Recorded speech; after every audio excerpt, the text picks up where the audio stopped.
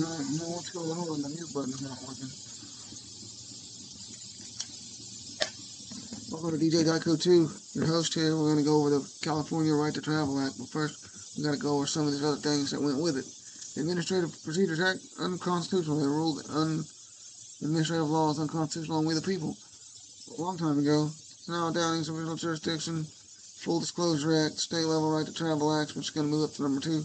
Chevron deference overturned. Bar under litigation for constitutionality concerns. The missing part of the 13th Amendment. Government ordered not to participate in bar activities. MK Ultra files are publicly being discussed at the government level. So a lot of these things have happened. The first one's not being dealt with and enforced. So the least they can do is give us the fourth.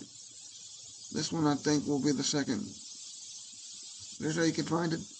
Type that in, the web, the YouTube, or the Facebook. Click the link on the profile. This comes up. Click Law Portal. Or you can highlight and make this drop-down menu. And there you go. All the states that have it published so far, we're doing California. So you click it, and it opens California.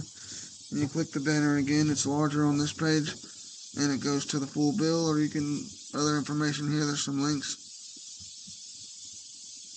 But this is California. We're going to wait a few more people to get in here. We'll get right to it.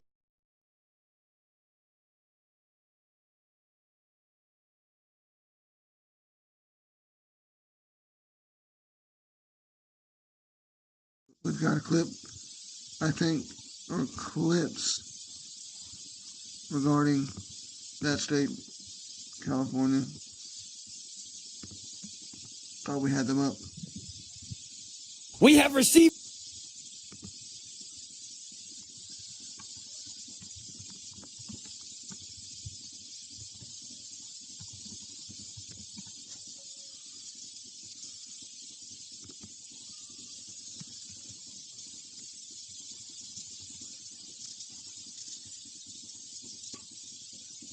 We have multiple people, California, it goes good or bad. Yeah, we're able to comply with that. I'm just trying not to, to do things being respectful to you and give you options and opportunities.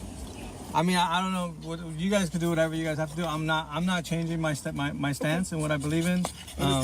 So are you refusing to provide identification at this point? I'm not refusing to do anything. I'm not refusing to do it. I'm standing in my rights. I'm not refusing anything. Have you provided the officers with your name? I told them, yeah, my name's Chris. You have your name, Chris?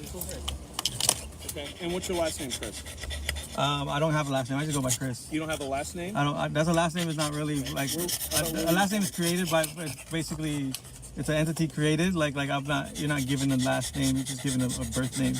Well, Chris, this conversation isn't going anywhere. I'm trying to afford you all the hospitality that I can to try to more or less close this encounter and let the officers do what they need to do and also identify you to make a decision on the enforcement action, but you're precluding all that by not providing the information. So you're going to arrest me on failure to identify? Yes. That's a secondary offense? Yes. So what's the primary offense?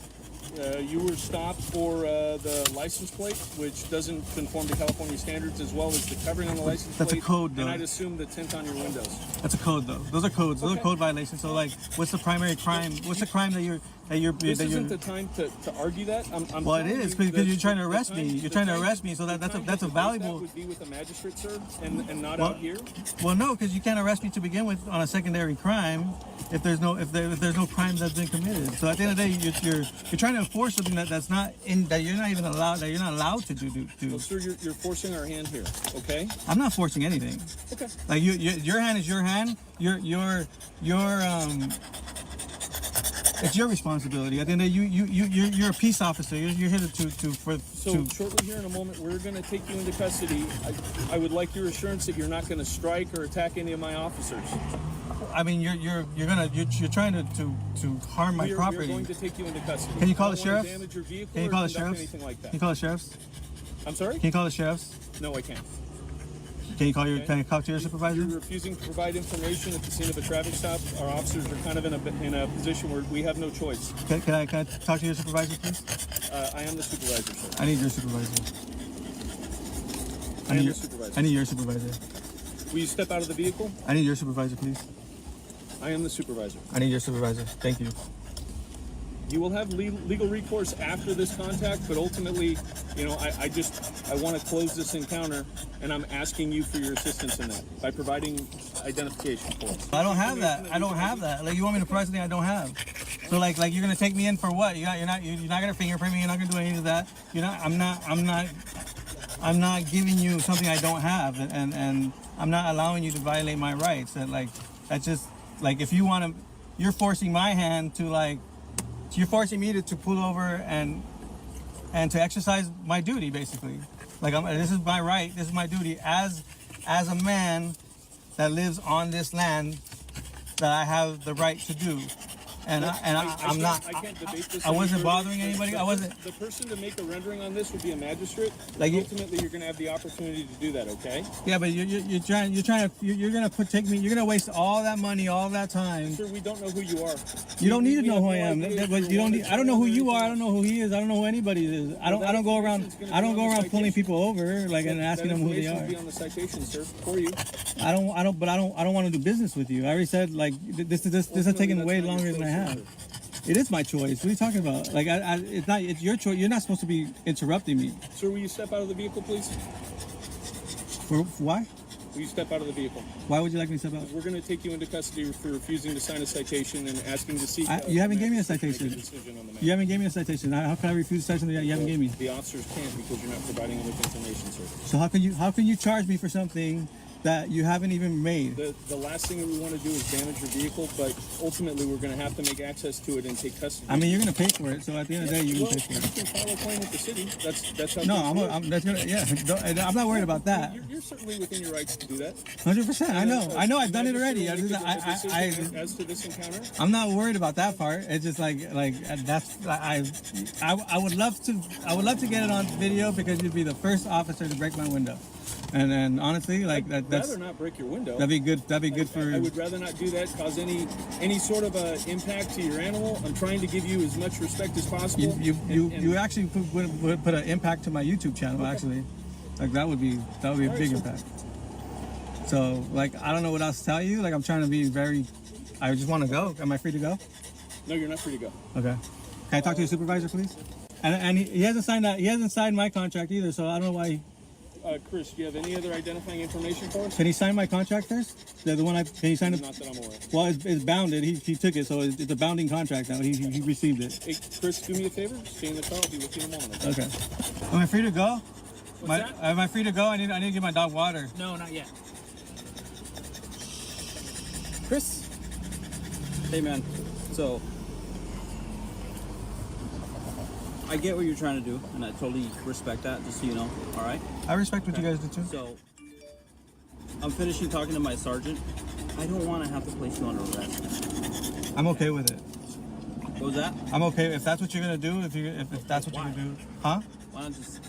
Because for me to break what I morally what I believe, if it means, man, like Jesus died on the cross doing this shit. Like if I have to go to jail for a couple of days or a day or whatever, which I've done before, and it's the same result at the end of the day, like I'm willing to do that. Like I'm willing to do that for my peace. Like, you know what I mean? At the end of the day, because I know that I'm doing shit for the right reasons. All right. Like you want your paper back? You can have it. I mean, I got. I don't want you to say that I stole it when you're saying that. So you can have it. I gave it to you. That one I gave to you. And I don't want to litter. I mean, if you don't want it, then I'll take it back. Sorry, I crumpled it up. Well, I didn't crumple it up. I folded it so it could fit in my pocket so it wouldn't fly away. That's all right, man.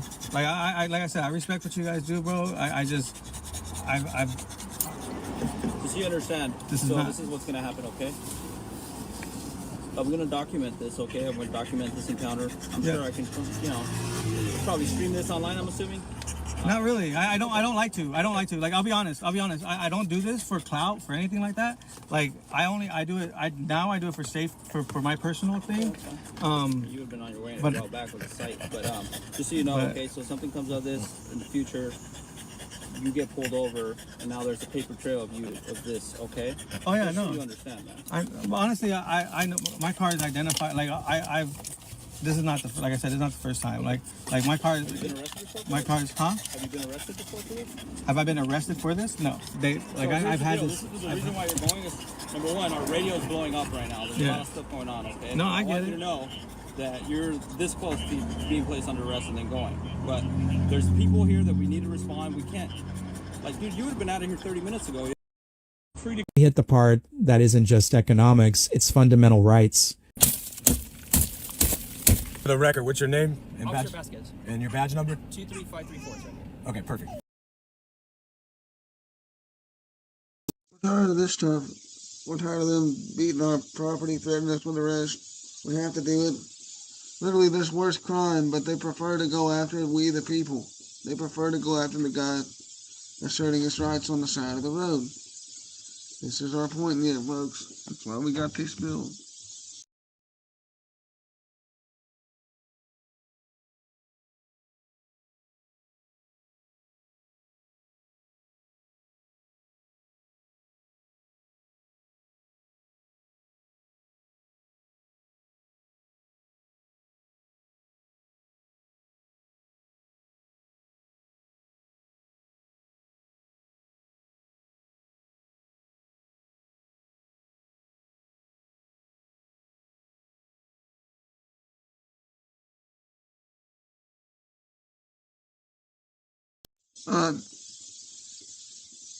So anyway, we're gonna read this whole bill here. And this will stop these bad clips that they use, these bad encounters. You know, you can deal with it in court type shit. If you win in court, it kind of, even though nothing happens, it avoids all the stuff like this. Thank you. So what's the reason for the detainment? So you were stopped for your...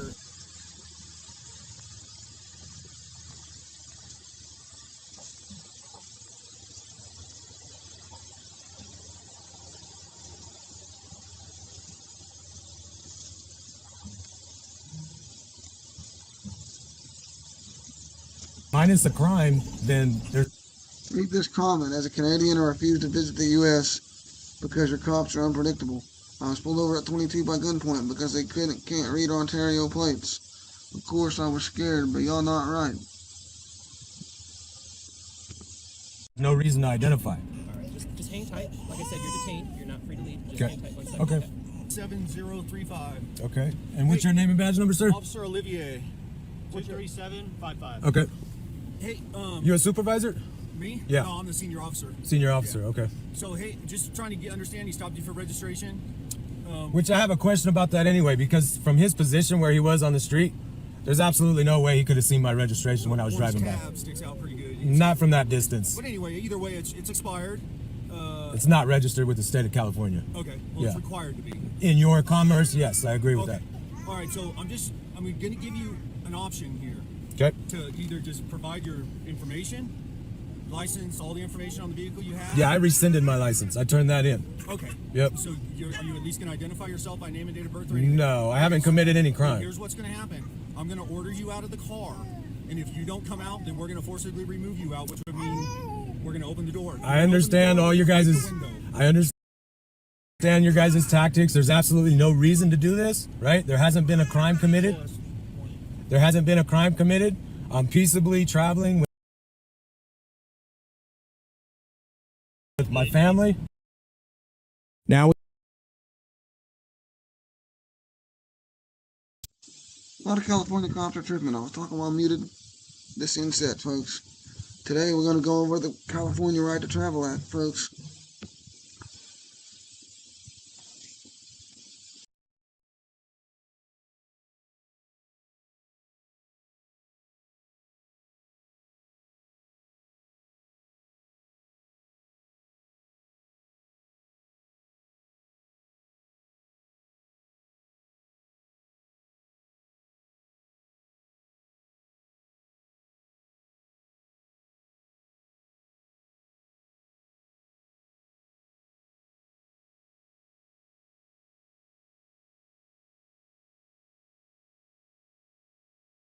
Appreciate y'all. We got a lot going on, so I'll have to mute up, take breaks, and come back. We're moving sheds around, making a spot for a studio right now, folks, for this radio station. But this is my radio station website again, Revolt Radio 90.1. We're putting all this legal information, all this law, common law, and who it applies to. We're trying to put it all together in one spot. Not all there yet, and we need you to help us. If you're a big truther, a big constitutional law scholar, and you know this information, help us expand our law portal as this stuff changes. But anyway, the Right to Travel Act here, they've officially submitted the California Right to Travel Act to the California legislature. Here's everything that you need to know. Make sure that we're coming in here on the Facebook page.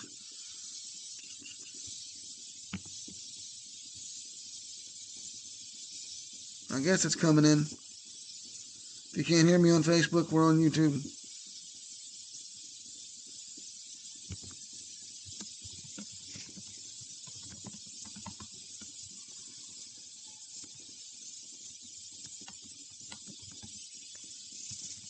Alright, can we pin that?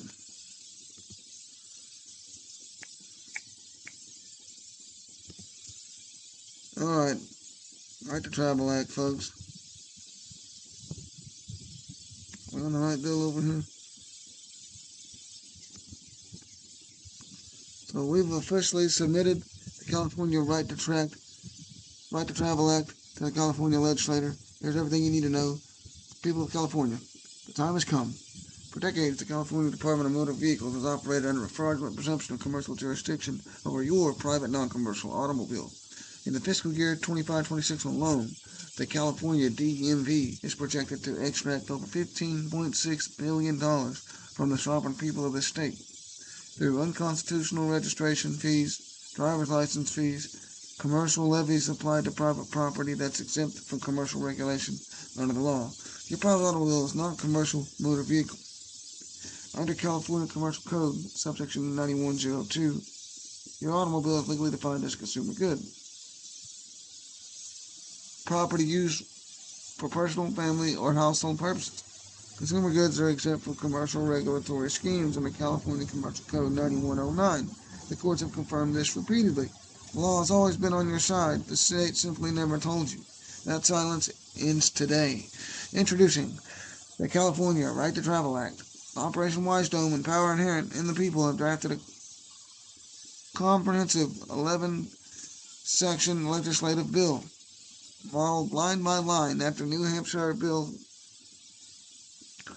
or New Hampshire HB 507 that will repeal the commercial driver license requirement for all non-commercial private travelers in the state of California, exempt from all private non-commercial automobiles from registration and requirements under the UCC Consumer Goods Classification.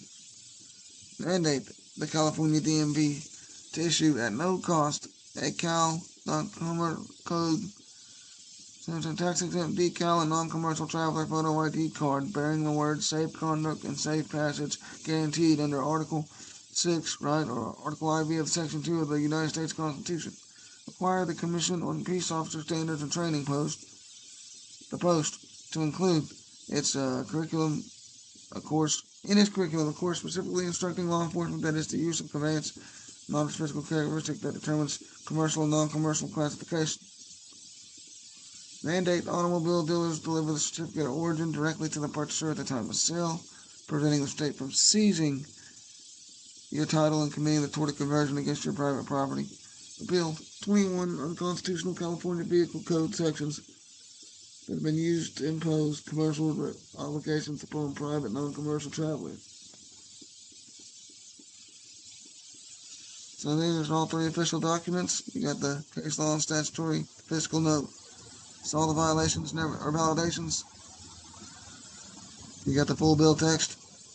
They have formally submitted this bill and demanded sponsorship from every Republican member of the California legislature. Below is the complete list of every legislator we contacted. We are calling on every sovereign Californian to flood their offices with calls, emails, letters demanding they sponsor and champion this bill immediately. California State Senate, Republican Caucus, 10 senators. Senator Brian Jones, Senator Minority Leader, District 40, San Diego East County. You got Senator Brian Dale, Senator Shannon Grove. You got Senator Kelly Ciarto, Roger Neilio, let's see, Senator Janet Gillian, Mari Alvarado, Stephen Bailey, the California State Assembly, Republican Caucus members, Assembly Member Health Flora, Megan Dahl, let's see, Joe Patterson, James Gallagher, Josh Hoover. There's the information right here on screen, folks. Devin Mathis, Vince Fong, Tom Lackey, Juan Alanis, Diane Dixon, Kate Sanchez,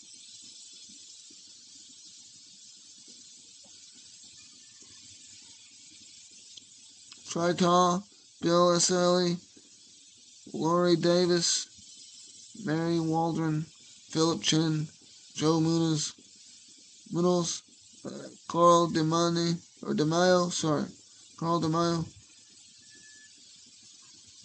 Jim Patterson, and let's see. Your mission right now, step 1, read the full bill at the link above, which we're about to do.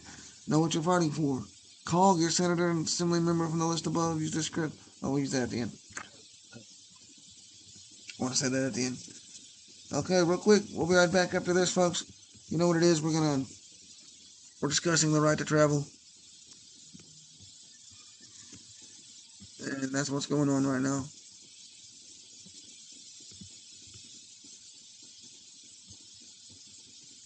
We're going to be right back after this.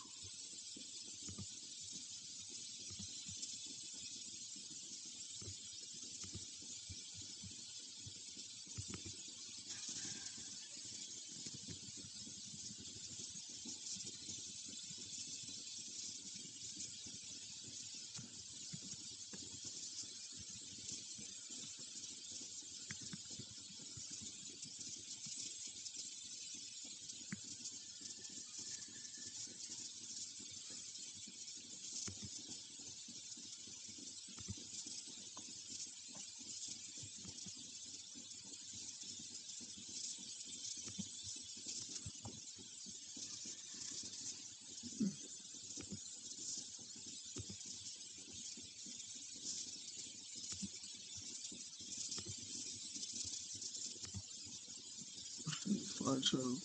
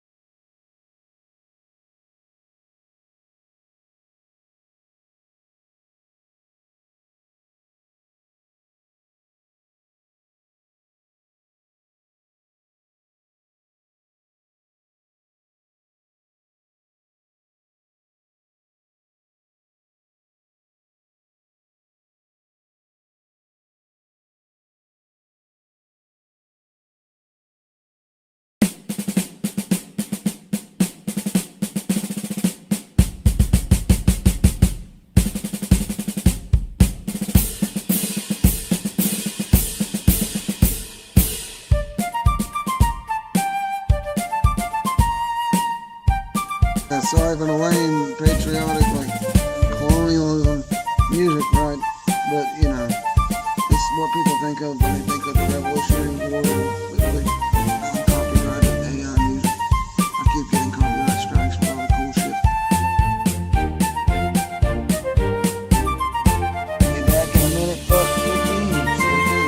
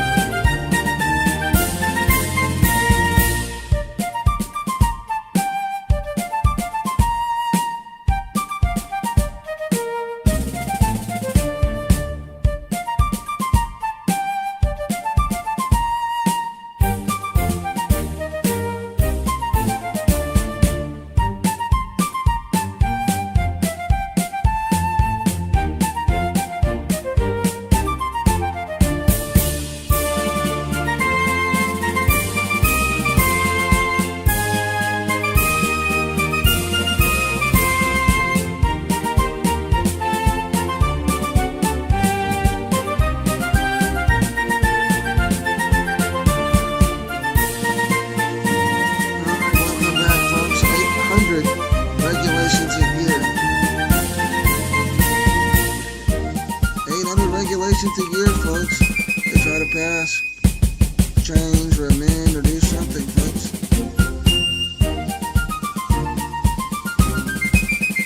800 plus in some states every 2 years, alright? And they only tell you like 20 of them or whatever on the news. So we weren't talking about the ones that aren't getting discussed. And we have tons of plans, bills, and legislations that aren't being discussed to repeal a lot of these unconstitutional things or to stand on what was ruled unconstitutional. Most of these statutes and regulations are ruled unconstitutional. So we're going at a time, you know, they attacked the EPA head, and you can see the clips. We played that clip and kind of just showing a little bit of what Chevron did and how it affects everything. MSNBC news reporter said we could head bring us back towards a pre-Civil War style common law, which may be what we need. Everybody was cool with each other. There wasn't all these regulations competing in taxation. We all had enough to survive. Now there's no food growing, and everybody's paying, and it's not enough. We're competing and fighting each other to survive, bro. So we're coming back here, fixing to read the California Right to Travel Act.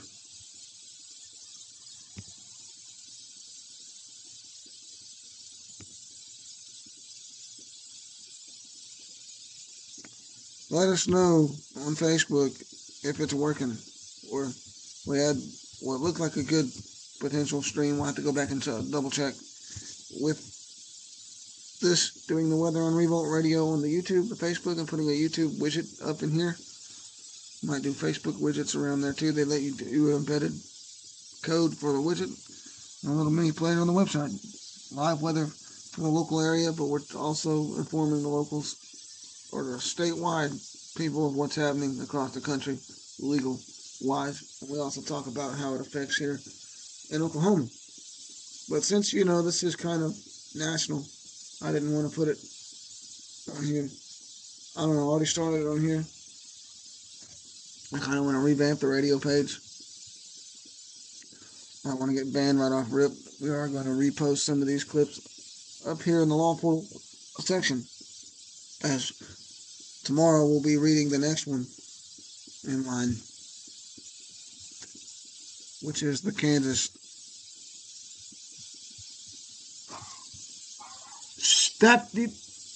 the Kansas Right to Travel Act. That'll be the next one. This bill has been submitted. You know, they've been under a lot of heat, and I think they're in trouble for targeting mainly out-of-state drivers. Every out-of-state driver that comes in, they're going to get pulled over and possibly ticketed for something. Policing for profit, which has a legal cap for some reason, but they go over that all the time and get shut down.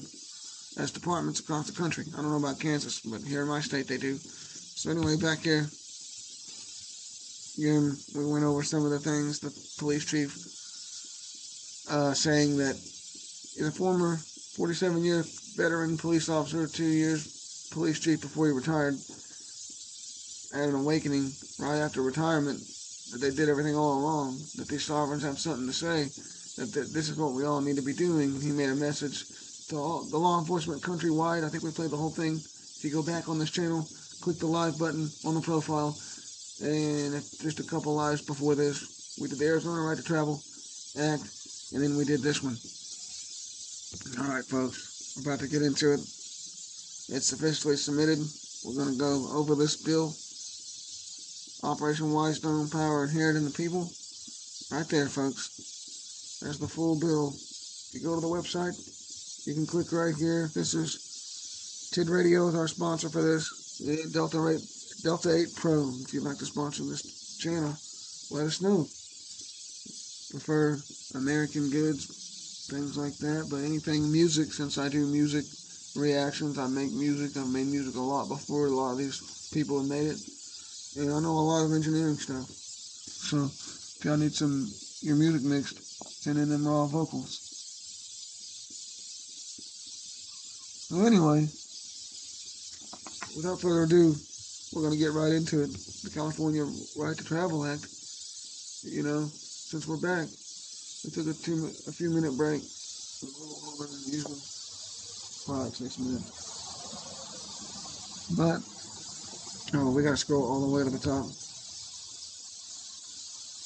there a way to full screen this? Nope, that's it.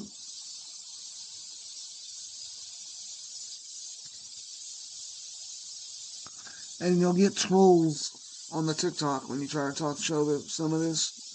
Give them a preview of what we're about to show on YouTube. They go, oh, they look at the AI overview, folks. That's what happened yesterday before we went in. Which is why I didn't do it yesterday.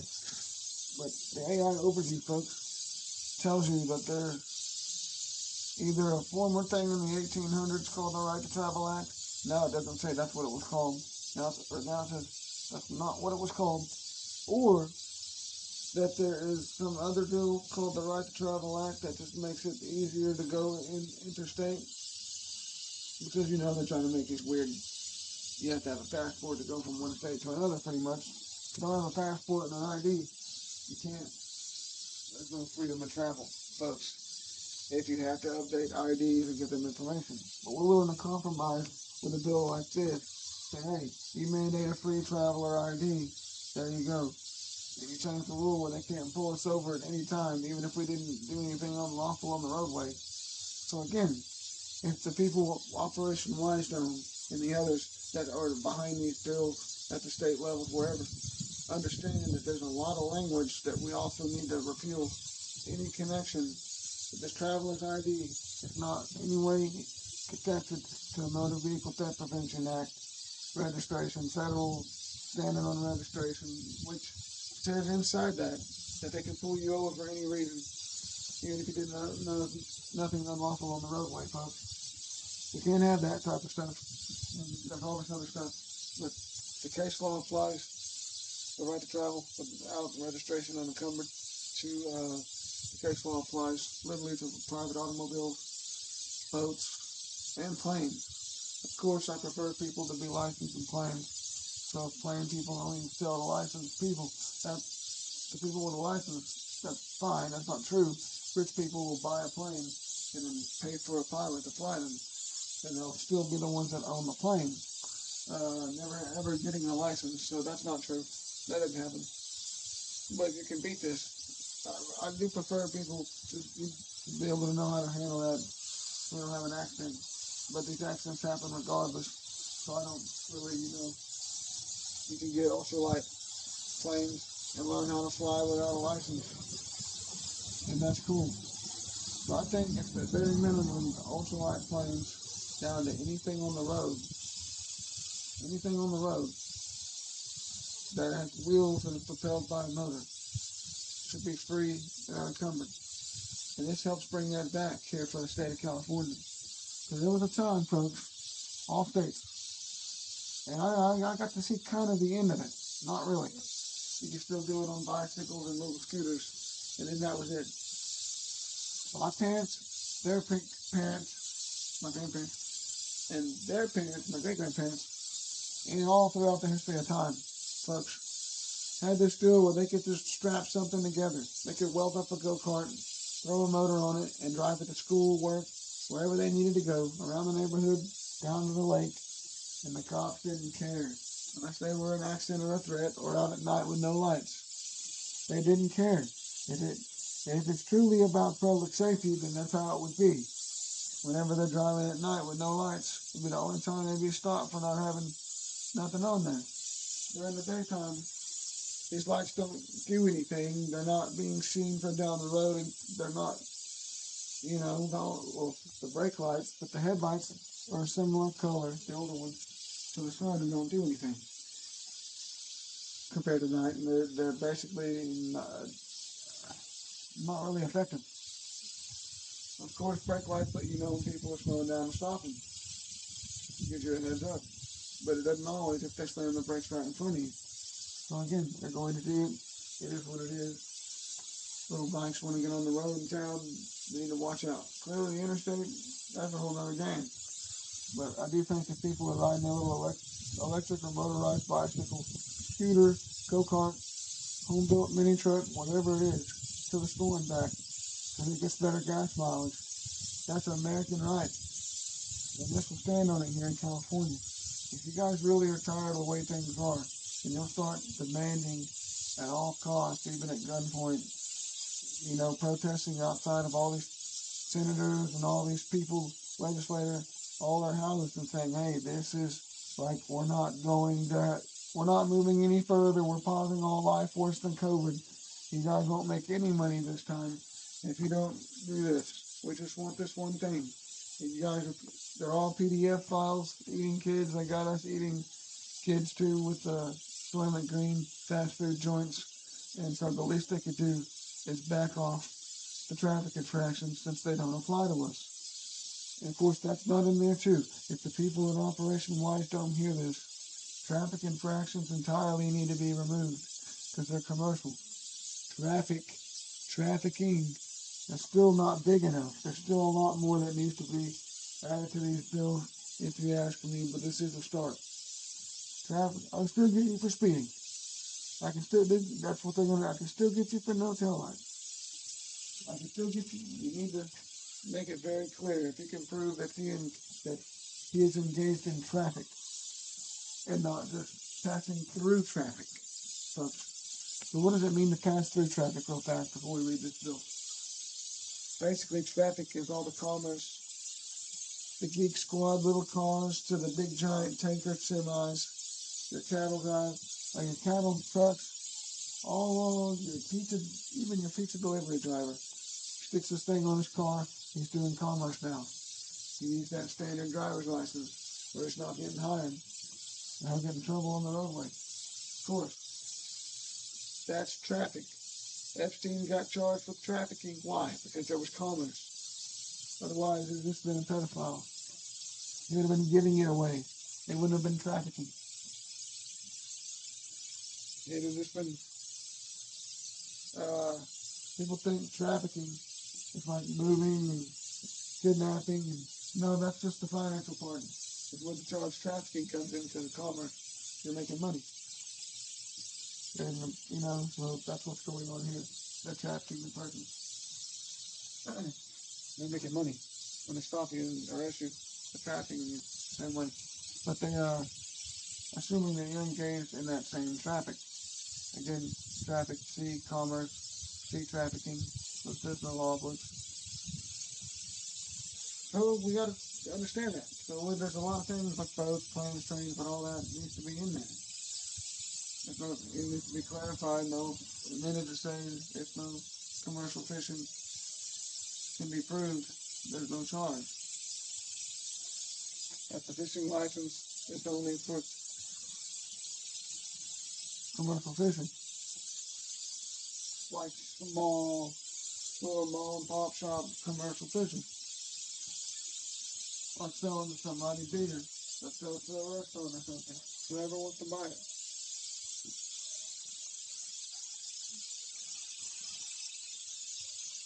So, you know what I mean? That's the difference between traffic and the rest of it. going through that traffic. But they don't see it as such because you got a license that says you're allowed. Now you're on the road doing your Uber driver. What the hell? How do Uber drivers get the pass on not getting a passenger CDL, folks? But they're carrying passengers for a fee, mileage, etc. With a standard driver's license, normally that wouldn't fly.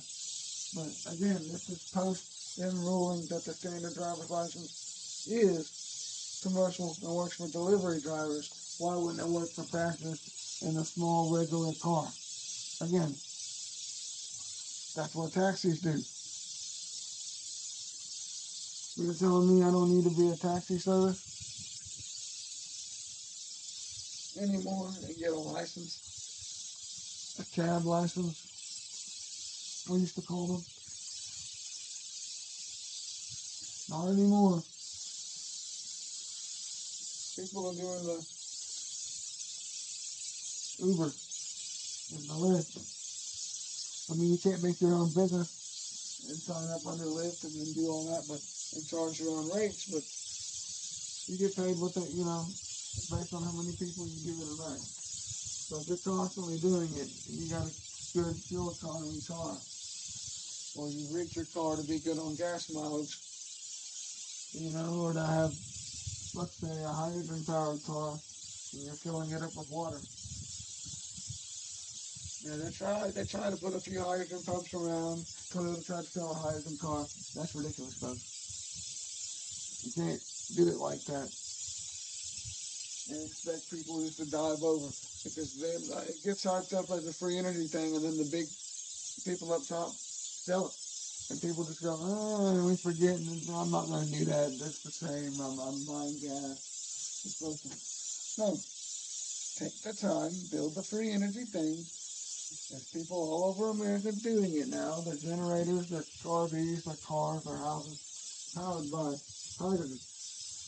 I'm not going to do it on my motorcycle only until we can prove that with the equipment that this backfire explosion isn't a problem. I really don't want to blow up on the highway or when I try to take off in it or start it and it backfires. So whatever, hydrogen sounds good and they're doing it on sound bikes like mine. Somebody had to let me know on that. Also, I got to remind people before we get into this bill, folks, I'm going to take a quick 5-minute break. We're going to read the bill right off.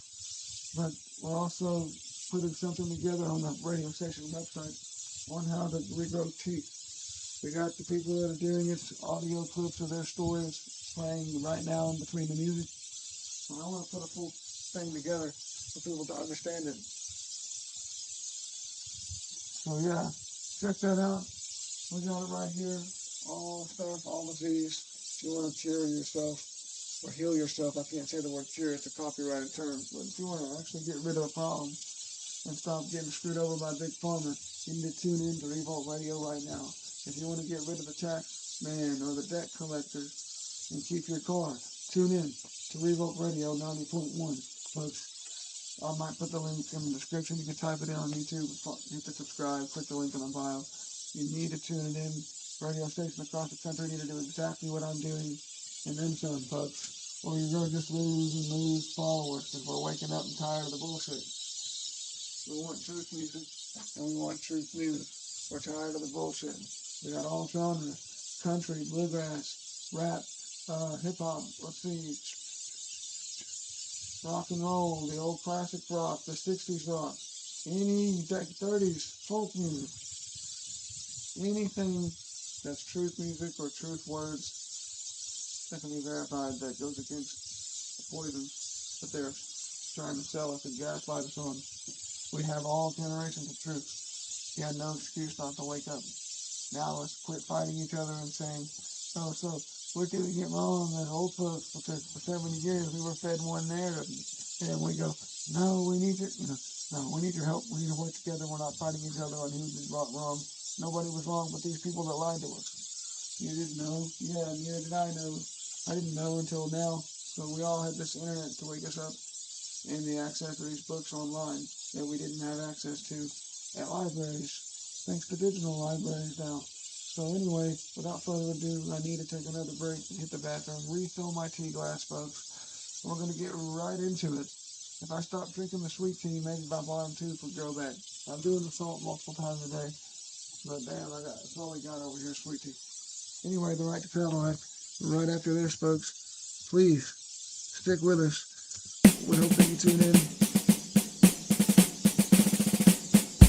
to our radio station, the most censored radio station. You can't play it on TikTok in the background. You have to mute up and listen to music. We'll be right back after this.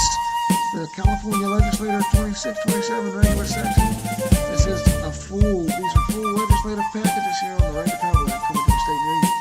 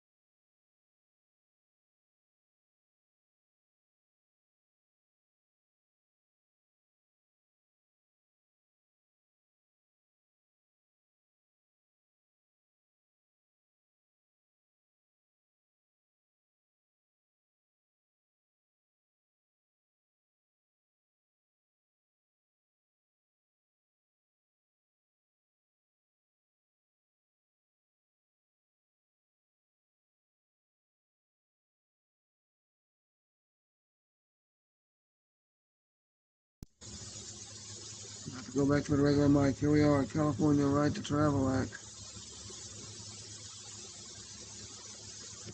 I'm going to read this whole bill. And I might have to help them move this building. I don't know if I can get it without damaging that corner.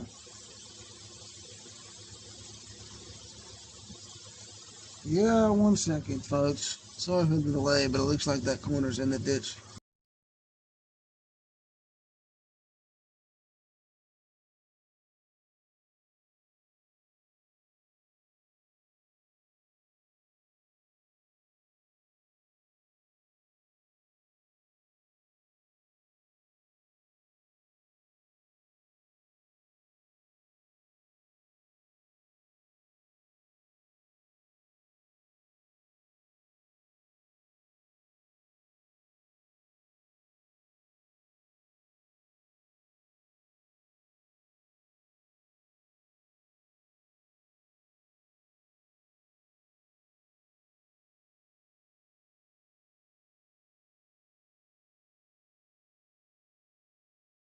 Alright, we're going to knock this out, folks.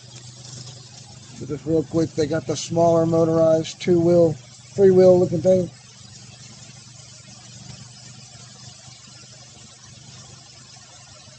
It seems to have some cherry picker and a forklift thing, like, I don't know, you know, some combo on the handle. Be able to lift that corner up over there and they'll get it in. We got traffic backing up out here, folks. I don't know if I'm going to have to go divert traffic real quick. Camera's not working right now. I don't know what's going on, but we appreciate everybody sticking with us. We're about to read the official drafted bill. This is the full legislative package you guys got to get behind, the California Right to Travel Act. Again, we're going to play another sovereign clip. Clip of existing sovereign wins in California. Wins and loses. This will end the loses. Uh-oh.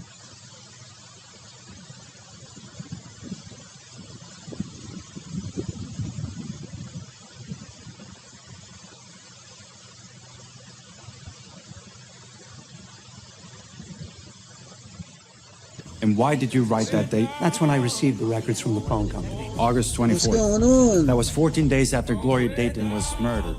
By that time, Julian Lacaze had already been arrested, correct? Yes, that's right. So what good were these phone records then? The investigation doesn't just stop after the arrest. I pursued all avenues of... Now we hit the part that isn't just economics, it's fundamental rights.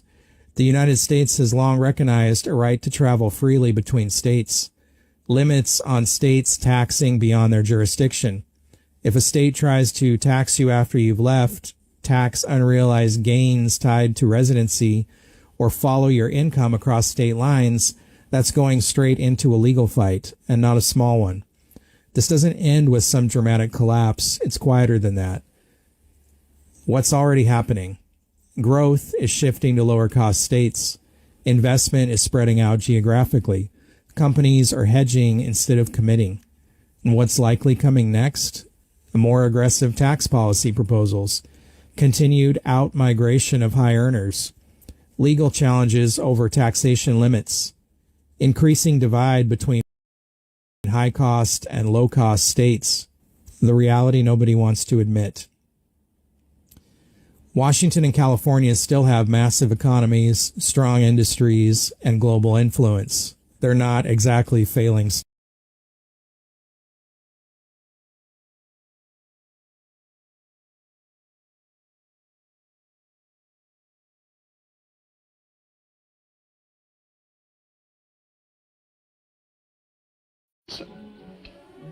Well, if you're not a communist, what are you? Nothing. Nothing? I dislike all forms of government. But somebody must rule. And I don't like the word rule. Well, if we don't like the word rule, let's call it leadership. Leadership in government is political power, and political power is an official form of antagonizing the people. What magazine did you say he edits? A commentary on current events. Pardon me, Master. But My dear young man, politics are necessary. Politics are rules imposed upon the people. In this country, rules are not imposed. They are the wish of all free citizens. Travel around a bit, then you'll see how free they are. Yes, but you didn't let me finish. They have every man in a straitjacket, and without a passport, he can't move a toe. But if you'll allow me to... In a free world, they violate the natural rights of every citizen. But you don't let me fully... They have become the weapons of political despots.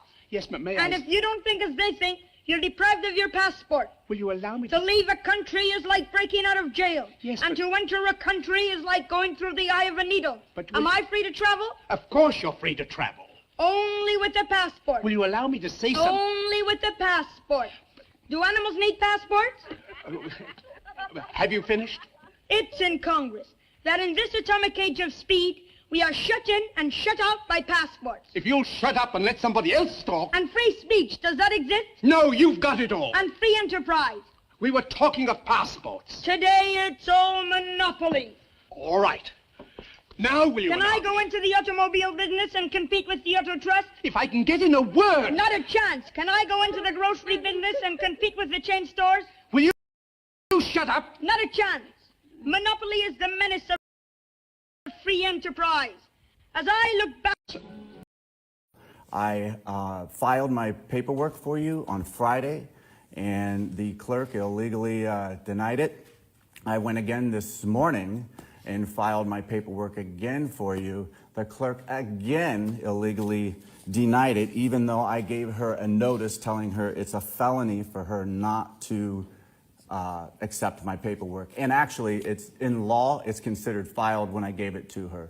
Okay. So there. What do you want to do today, sir? Well, Your Honor, I mean, I'm going to have to ask a few questions first, which, first of all, is I need to understand the nature and the cause of the charges against me, as well as I need to know, is this a civil jurisdiction or criminal jurisdiction? Okay, it's criminal jurisdiction. Criminal. It's traffic infraction court, so no possibility of going to jail on any of this. You settled one of your counts. You just approved a correction on August 26, 2022, or Ryan Michael Thor did. If you're saying, are you saying that's not you? Ryan Thor is the living man. Ryan Michael Thor is the defendant in error. It's the artificial person. So thank you, Your Honor. Let the record of the court show that the action against me is criminal. And now I have another question, because the Constitution grants us two different criminal jurisdictions, okay? One criminal jurisdiction is under the common law, and the other is under the criminal jurisdiction of admiralty or military tribunal venue from Article 1, Section 8, Clause 17 of the Constitution. Well, I need to know which of these two jurisdictions that you intend to try me. It's very important because they're done different ways. The rules of civil procedure are very different in a criminal jurisdiction, obviously for common law, and a military. Civilly, no one's asking you, no. So we just need to show, were you able to cure your license with the DMV, or you don't know? Your Honor, I need to get these other questions answered. I need to know what the jurisdiction is.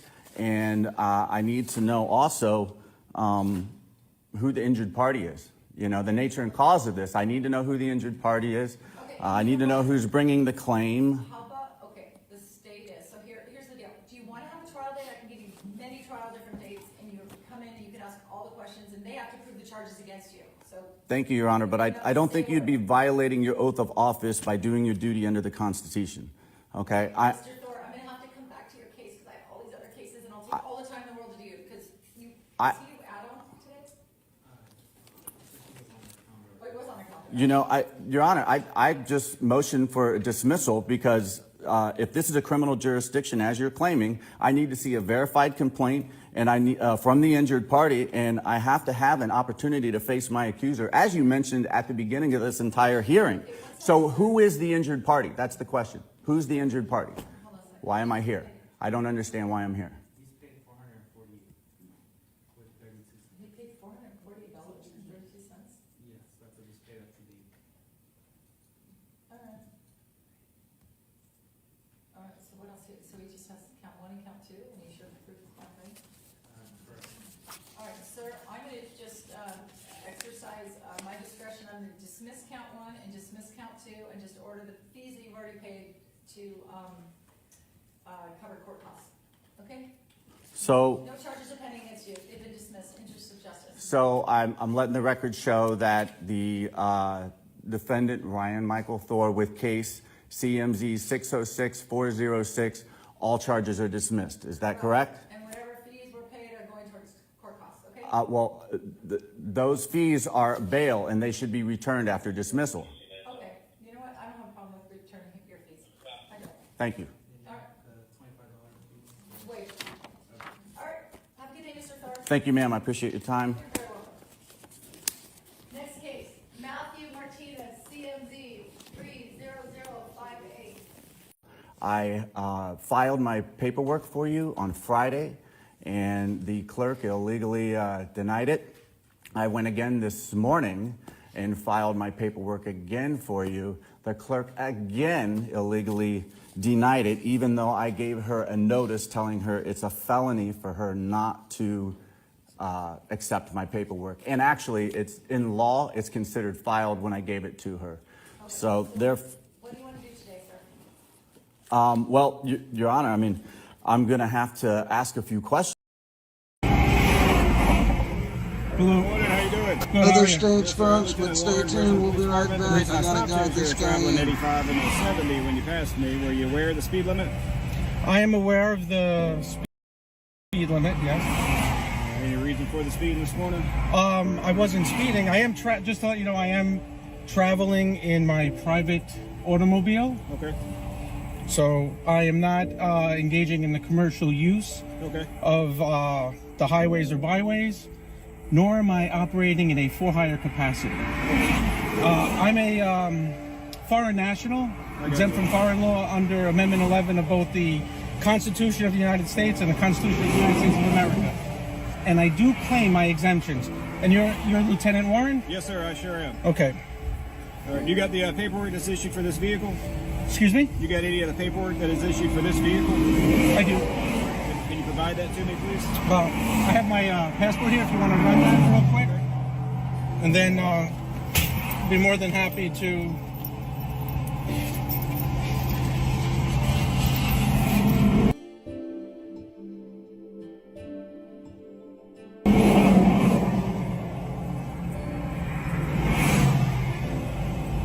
What's up?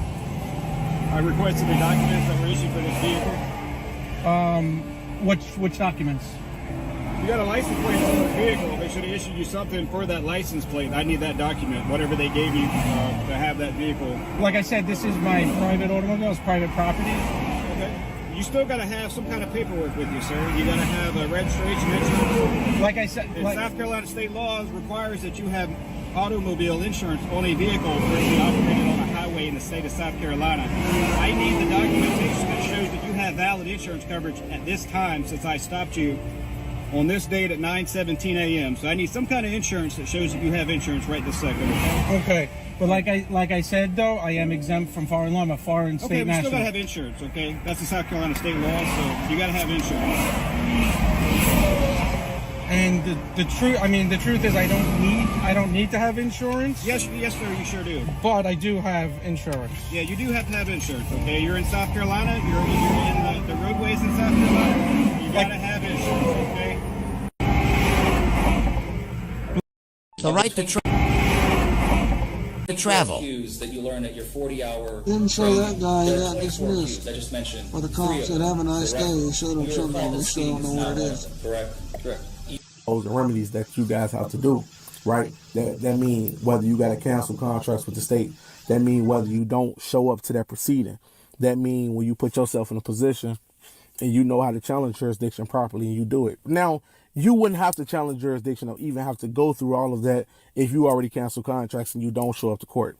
So that solved the whole issue. And also, when you get pulled over on the side of the road, stop arguing with the police.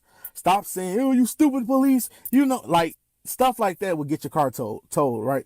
Every time I'm in a situation, most of the time, police would never think about towing my car because when they stop me, I'm respectful. Hey, how you doing, sir? Sir, you got license and registration? Here go my international driver's license. I don't have registration. I don't have insurance. And they say, you don't have insurance. I say, no, sir, I don't have it. And respectfully. And so he go back to his car, run his number and everything like that. Come back, hey sir. Sometimes he might say you free to go. Other times he say, take the citation. You got a court date. Okay, cool. Go to the house, rip up the citation, go to sleep. So you have to understand that some things are so simple. You guys are making it hard, and y'all embarrassing us. Y'all are the right to travel.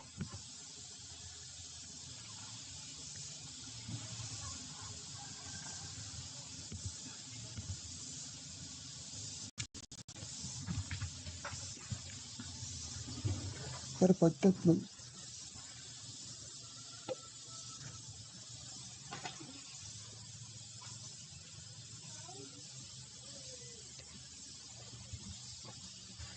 right, folks.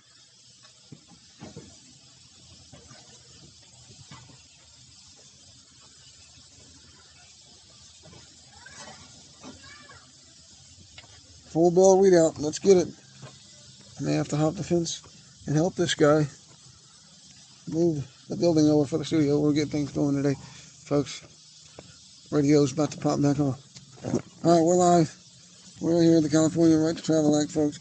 We got to get into it. We got to get straight into it. We're saving the world one video at a time. We're on Facebook and we're on YouTube. One thing is, I don't know where I have the sun, so can't do that either. This thing will overheat. We're going to get into it here. If you don't know what it is, it says it right here for any trolls that try to tell you this legislative package is about anything else. There it is. They're going to get a bill number as soon as it gets sponsored, or however that works. So let's get into it, folks.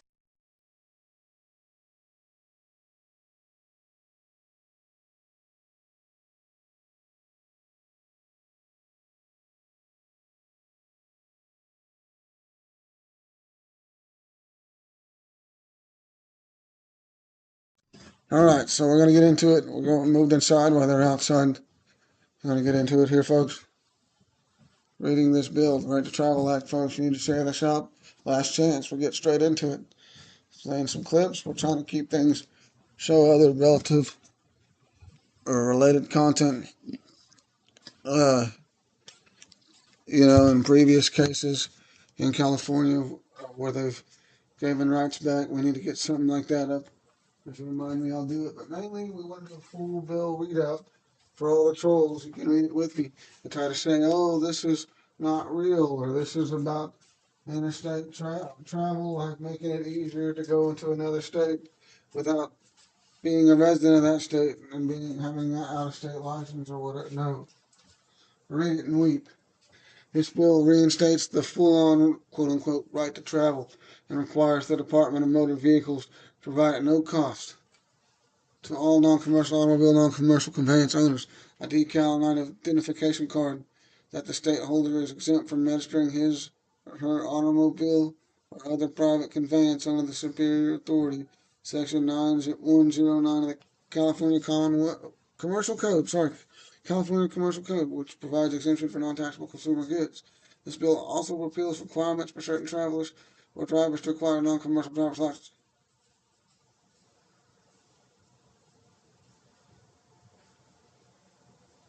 The explanation: matter added to current law appears in bold italics. Matter removed from current law appears in brackets and struck through. Matter which is either undue, repealed, reenacted, and appears in regular time. Let's see. So let's get into it, folks. We're live on Facebook too. Go to Facebook, DJ and share that Facebook. We still got some viral posts on there during COVID that didn't get banned like everything else did. We should still pump and get this out on Facebook. If you can't see it, I'm sorry. I don't know what's going on.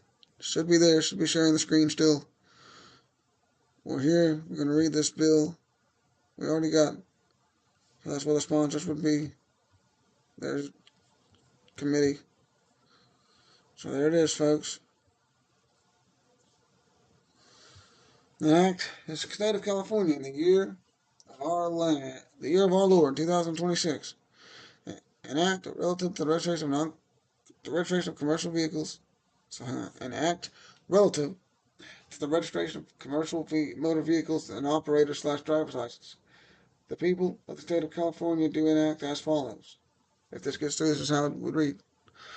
Statement of purpose. The legislature defines and declares that jurisdiction and authority of the Department of Motor Vehicles is limited to only to commercial users of the public ways, and that the corporate state employees have, by their silence, failed to fully inform the sovereign people of the state that an automobile has been confirmed by the Supreme Court of California, Escobedo versus, Escobedo versus the state of California, 1950, 35 Cal TD 870, and by the United States Supreme Court, Crandall versus Nevada, 73 U.S. 6 Volt 35, 1868, Kent versus Dole, U.S. 357 U.S. 116, 1958. He is essential private property defined by current California Commercial Code, Section 9102-23 as consumer goods, not for commercial use or profit or gain. Further, the courts have found that the corporate public servants who ignore their accountability mandated in Article 1 of the California Constitution, and is further mandated by the 14th Amendment to the United States Constitution, have by their silence and failure to fully inform the sovereign people of the consequences arising from the corporate offered a contract, committed silent deception and indictment by fraud, as well as committing tort of conversion when taking or seizing the certificate of origin in violation of the Fifth Amendment of the United States Constitution. The legislature further finds and declares, consistent with the holdings of Murdoch versus Pennsylvania, 319-105, U.S. 105, 1943, that a state may not oppose a charge for the enjoyment of a right guaranteed by the federal Constitution, and consistent with Shuttlesworth v. the City of Birmingham, U.S. 262, 1963, the citizen may exercise the constitutionally protected right with impunity, notwithstanding any unconstitutional license or fee requirement imposed thereupon. So all the haters there, folks, can say what they want, but this is clearly reinstating the right to travel in California, full on to include automobile, like the case law the Supreme Court said. We have this right. You got departments that are each way. Yeah, we're not tripping about it. If you'll win, we don't want to waste time. Other departments, what they gonna do? So then you're gonna tell us how we are Roscoe Pico trained, son. You get those too in California all the time. And that's really why there's a bunch of, like San Jose Valley or whatever, San Jose Valley Watch and a bunch of other cop watchers gets popped up because of this, folks. So that's what it is. Nobody's talking about it, so we're doing it here, folks, and replaying this on the radio.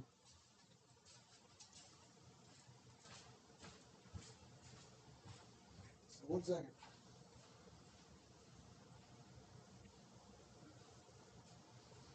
Never mind.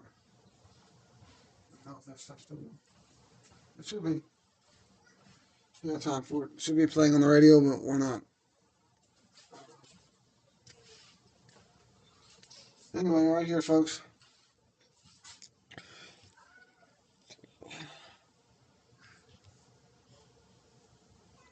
So we're going to play another clip.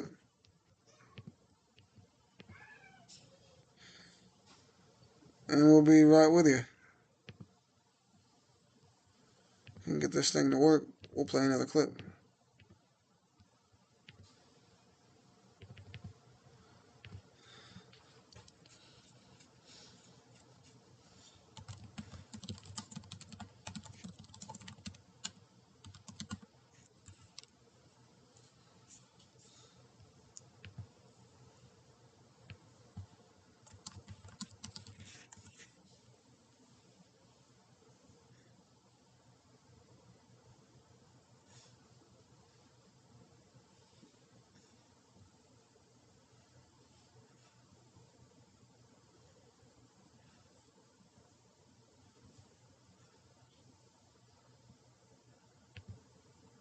To determine my own jurisdiction, how are you going to get that issue resolved? Listen, this case in this courtroom is a culpable, incompetent court of jurisdiction. You can't, according to federal case law, you can't set another hearing to reach and determine your own jurisdiction. As I've stated for the record plenty of times, I'm only having. Your Honor, has the prosecution provided any actual evidence to substantiate the presumption of jurisdiction? Abstract. Child support power moves.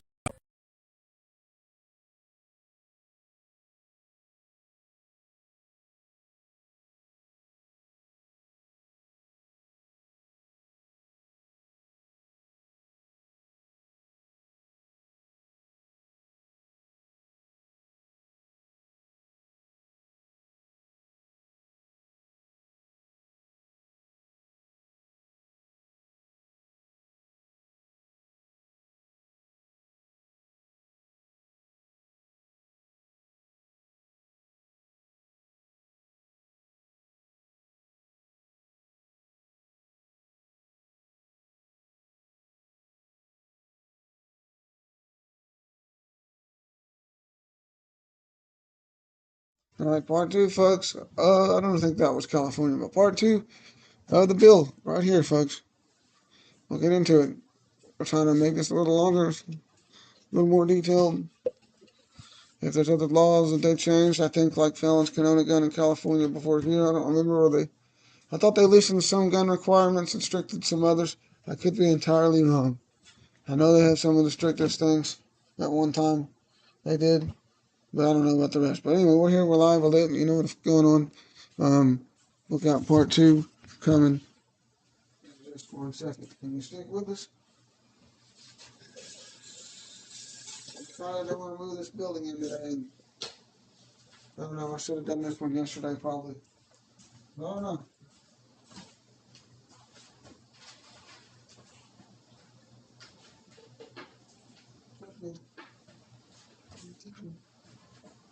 Especially in the morning. And then of course, you know, blocked in Russia for some reason. And then I got copyright strikes.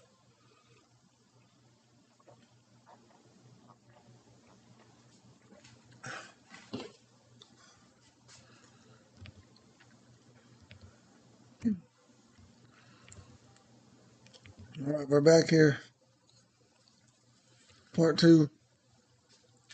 Hopefully y'all can hear us on Facebook. We're trying to stream on both. I don't know, it should work. But, I'm gonna put South County up and let me get it. We can't know what it is. Alright. Here we go, right to travel. Part two. Here we go, right here. Vehicle Code, Section 4000 is repealed and reenacted to read as follows. For the purposes of this section, an automobile and motorcycle means any self-propelled conveyance used for non-commercial travel upon the public road, the public ways.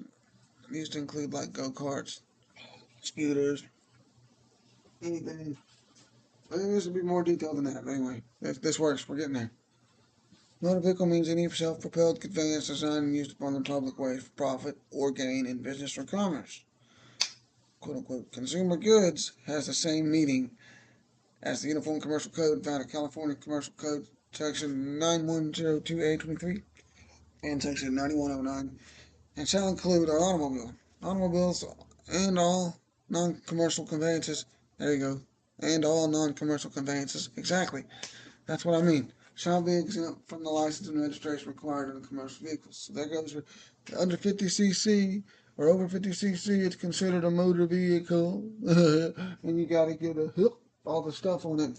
Well, if this passes in California, that's not going to no longer be the case. You guys need to make sure. I mean, we got to pressure them because they're failing to, since they're all on the Epstein list, the least they could do is give us this.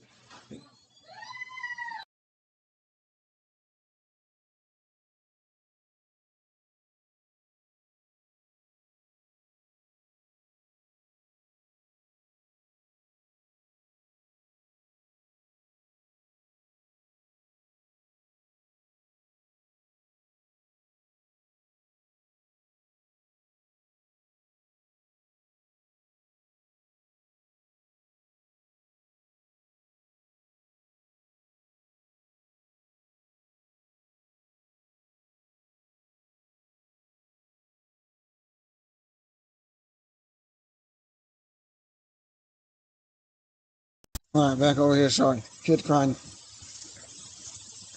don't know where I'm at. All wheels and non-conveyance shall be exempt from the license and registration required of commercial vehicles.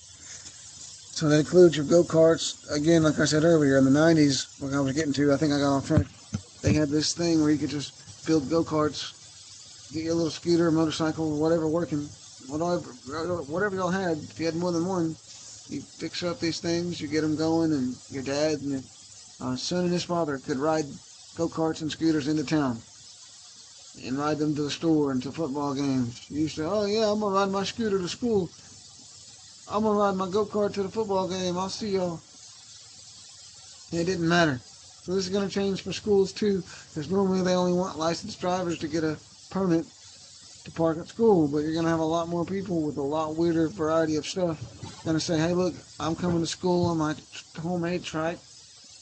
They're gonna build their own shit, and they're gonna come. So this mean now we have the right to build our own thing and drive it up on the roadway if it passes inspection, or even without. I don't know. Operator or driver means defines one who controls the movement of a commercial conveyance upon the public way for commercial or business purposes. Traveler means one who controls the automobile for other non-commercial conveyance. Common law means and defines the... So that's cool. Traveler, it's going to be in the code.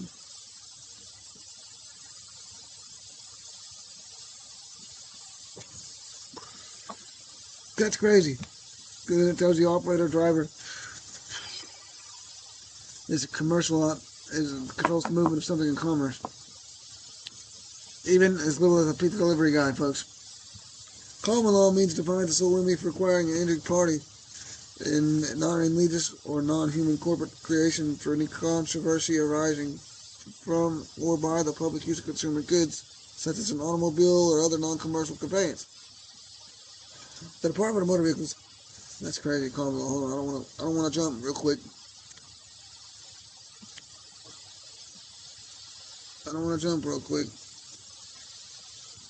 See, a lot of this stuff got deleted.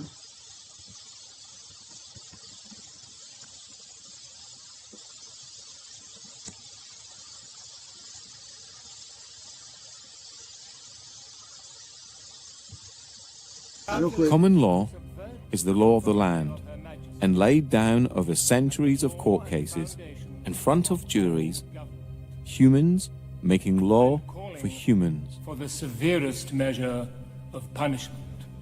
Common law pertains to lawful, and anything outside of lawful falls under the legal or no system at all. The legal system covers all statutes and acts and civil matters. Things like owing money to banks, not paying fines, or tax. Basically, anything that isn't criminal. For there to be a crime, there has to be an injured party. In this case, a human. And there are three basic principles that all law needs to apply to. They are as follows. Do not breach the peace. Cause no one else any harm. Cause no one else any loss. Do not use mischief in your promises and agreements. Apart from that, everything else is free rein. Lawful refers to the natural law, the law of the land, okay? And that's not causing any harm to anyone, obviously not stealing from anyone, and not using fraud in your contracts. So basically, you're not doing any harm or trying to get one over on anyone else. Legal refers to the statutes, which I mentioned earlier.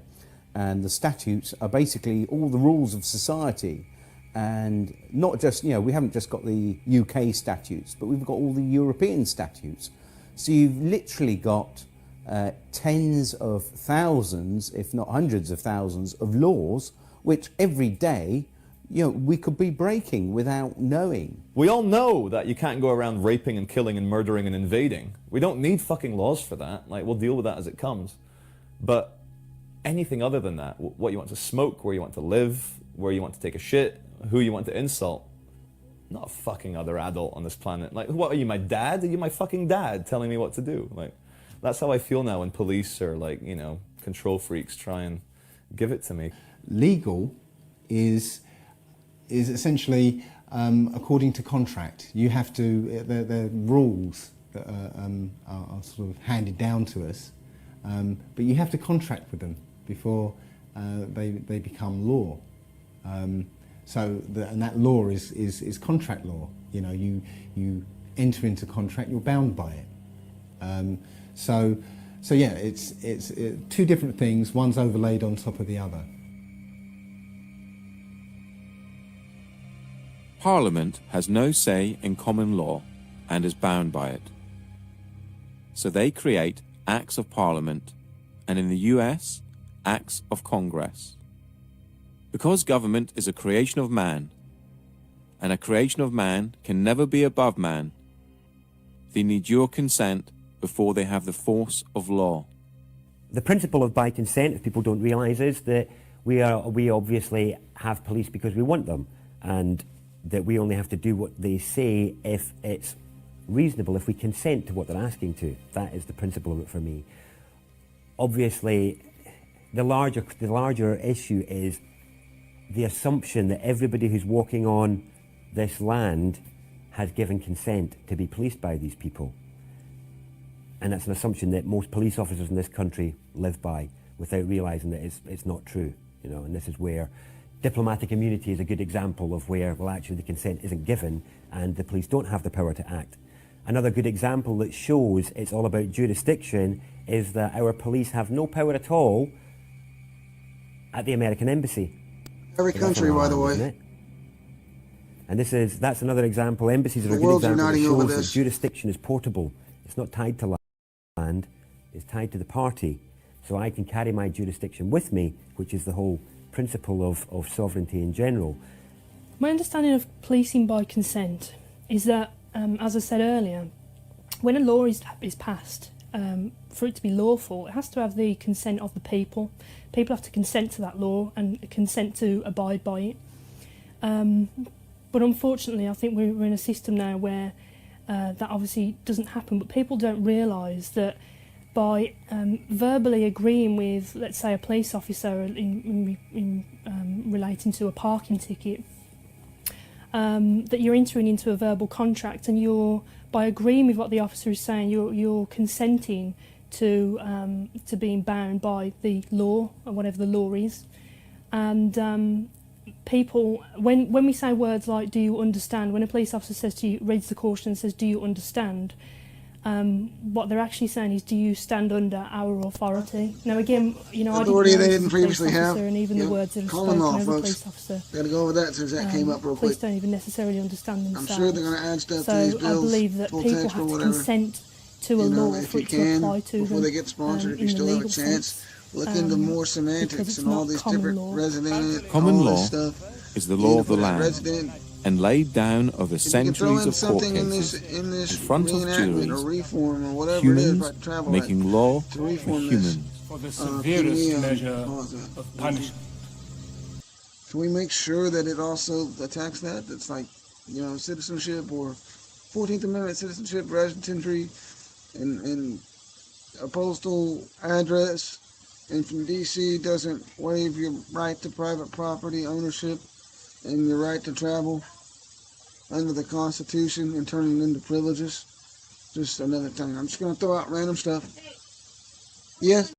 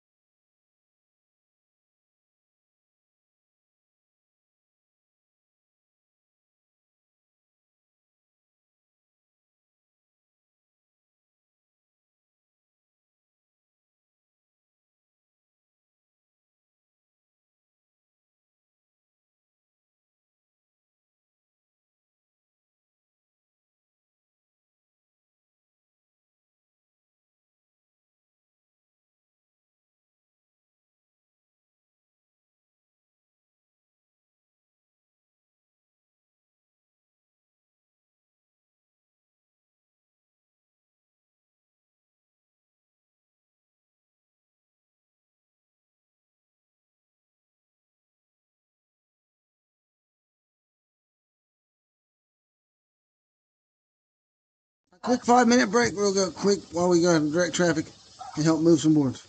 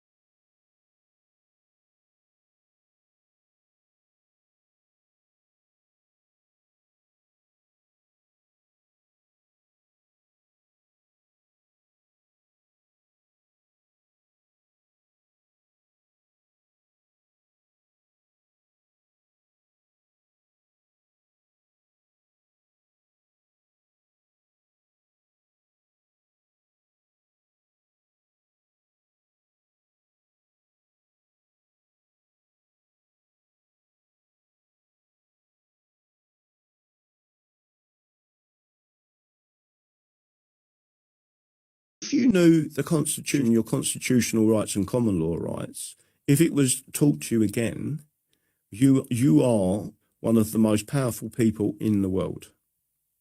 Because your state cannot go against that. We transferred our constitution to the United States of America, for example. They took on the common law. They took our constitution and they codified it. So we haven't got, only part of our constitution is codified and written, right? It's not difficult. If at the seminars, I teach people what their rights are, and they're like, I never knew that. How do they enforce their rights? I mean, why do so many people get abused by the law, and why aren't they given the kind of advice that you would give people? So would a modern day barrister, for example, challenge your version of the law? Definitely. Although, so is your law any good to us? Very much so. We can still use it and apply it to a situation that we're in, for example. So there's been a number of people who have launched appeals against conviction using me, right. As a Mackenzie friend. And I've set out the law and they've had their convictions quashed. The society supports people that are in trouble. Yeah. Generally speaking, you would have to be a member, right? It's a bit like being a member of a union, right? You only support the people who are supporting you, but also that our members will go to demonstrations, do different things, and if something happens, like for example, there was something happened with Tommy Robinson, for example, last year or a year before on St George's Day when he got released and it all went through. Well, I wrote out a full defence for him, right, and sent it to someone else who knew him. He published it. And then took it down. But exactly what I had written, his barrister used in court and he walked away. What I'm saying is there are certain things that unless you know, it's a bit like, it's fairly obvious really. You don't know what you don't know. If the police are taking liberties with doing things that they shouldn't be doing. Like everyone knows that a police officer shouldn't be able to walk up. Think of all that they've admitted, bragged, and wrote songs about it, and they beat the charge. Right? I've seen videos where they've done it. A wonderful life afterwards. And then the person have said, I've now supplied that video to so-and-so, and now we're suing the police, right? And then you can get them done. You may have to privately prosecute. You've got to enforce, right? Which is another thing that Rupert Lowe is about to do. You know, rape and torture gangs. I kept telling people, you need to use our law, right? And then people were saying to me, well, what's the law? And I said, well, the Criminal Justice Act 1988, Section 134, torture. Torture isn't about pulling your fingernails out. There is a whole set of reasons why you're being tortured, and rape and torture is one of them, right? Guess what? There's 4 key words in that law. One is called acquiescence, meaning you begrudgingly allowed it to happen. One of them is consent, and it can be any of these things. One of them is omission. So imagine all these people that knew about it and left it out of their report. That's called omission, right? And the other one is action. So if you think that some of these police officers were actually involved with it, right? It can be any of them things. So the Criminal Justice Act 1988, Section 134, torture, was brought into effect and enacted in English law on the 300th anniversary of the English Bill of Rights, right? Torture's always been unlawful in England since 1641, right? And by the way, it was only outlawed in Scotland in 1708, and they used to take Englishmen from England up to Scotland and let Scots torture them, right? So there's lots of little things like that little quirky things of law. Getting back to it, it's an indictable offence only, right? It is reasonably easy to prove, right? We've already brought one case in this country. And if found guilty by jury, it is a whole life sentence, mandatory whole life sentence, no discretion of the judge, right? So there's so many of these people that have been involved with this that we can lock up for life. The only person who has started to push it forward and talk about prosecutions is Rupert Lowe. So there's lots of things. If you know how to do it, you can put it forward. If you knew the Constitution, your constitutional rights and common law rights, if it was taught to you again, you are one of the most powerful people in the world. Because your state cannot go against that. We transferred our Constitution to the United States of America, for example. They took on the common law. They took our constitution and they codified it. So we haven't got, only part of our constitution is codified and written, right? It's not difficult. If at the seminars, I teach people what their rights are, and they're like, I never knew that. How do they enforce their rights? I mean, why do so many people get abused by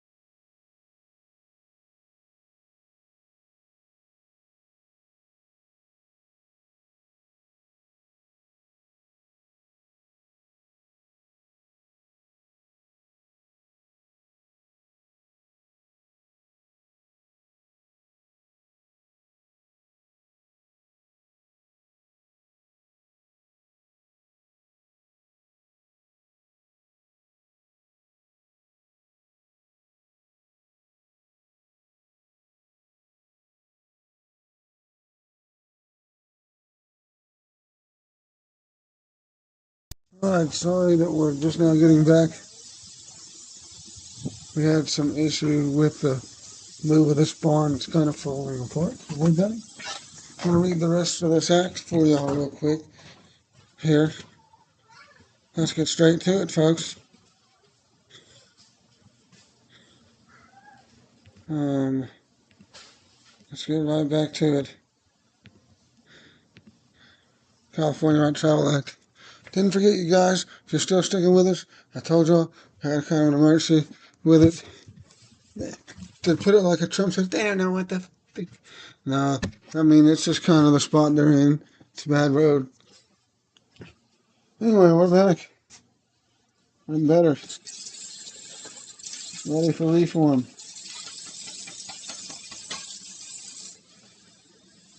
So I know we didn't get past the common law part. We had something come up after the clip, during the clip. May have been the reason for the clip. But it is what it is. We're back, we're better. There's the common law, and we'll continue on to what's mandated here with this new right to travel bill here. Or what state is this?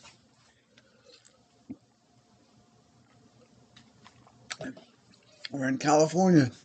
Sorry, I had to get a drink. My brain's, that kind of made me mad. It's okay that they have an issue with it, but it's an older building. It is what it is. Redirecting traffic. We'll be back.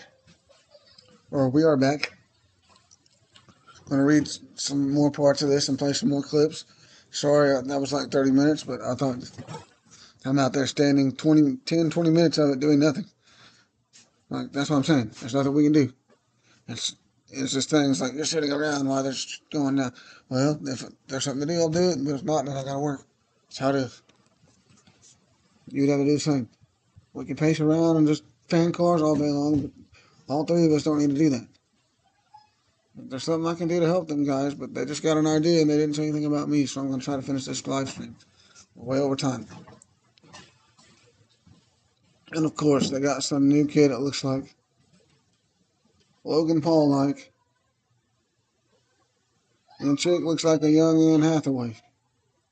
Boulevard, I don't know what it is. I'll have to look it up. But again, cloning. They're just getting, oh yeah, that's a familiar face. If it's not her, they love doing that to household. That's not Anne Hathaway. The similar eyes, the hair, the eyebrow. Like, it's a similar clone. It's probably Clone8 or somebody. Cut it out.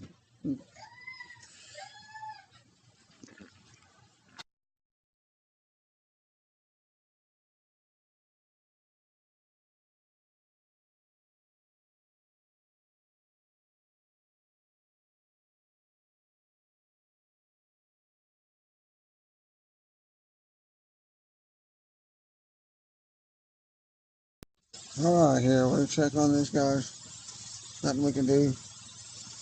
They're trying to get something done last minute here, folks. They got an idea. I think we're tilted even further, to be honest. And they go back further. It looks like we have even more left side down tilt, but I don't know. Foreign and motor vehicles shall provide at no cost. Let's get on to this other part here. They're still stuck there, not doing nothing, then I'm going to read the rest of this. We got to get this live over with.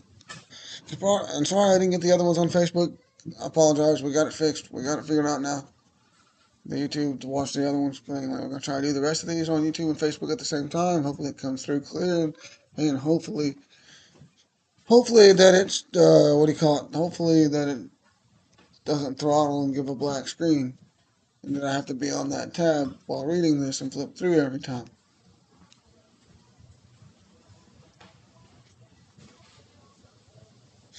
Alright, so here, the Department of Motor Vehicles, California, listen up. Shall provide at no cost to every non-commercial automobile owner or owner of any other non-commercial conveyance with the appropriate decal implemented with the words CALCON code, California, standing for California Commercial Code. So CALCON code, subsection 9102, A23, tax exempt. The Department of Motor Vehicles shall use their current photo equipment, non-use for driver's license and identification cards to issue non-commercial travelers a photo identification card at no cost with the words CAL, hold on, Com Code, subsection 9102, 23 exempt printed on each identification card. This identification card is not a contract, license, or instrument that would require compelled performance by the holder.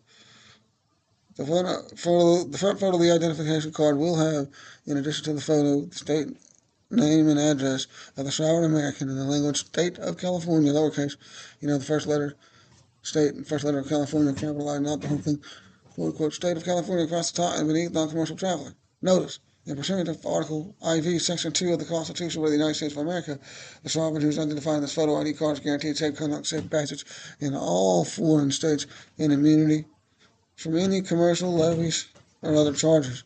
There shall be imprinted in gold copy the Great Seal of the State of California with the signature of the Secretary of State as issuer of the photo ID.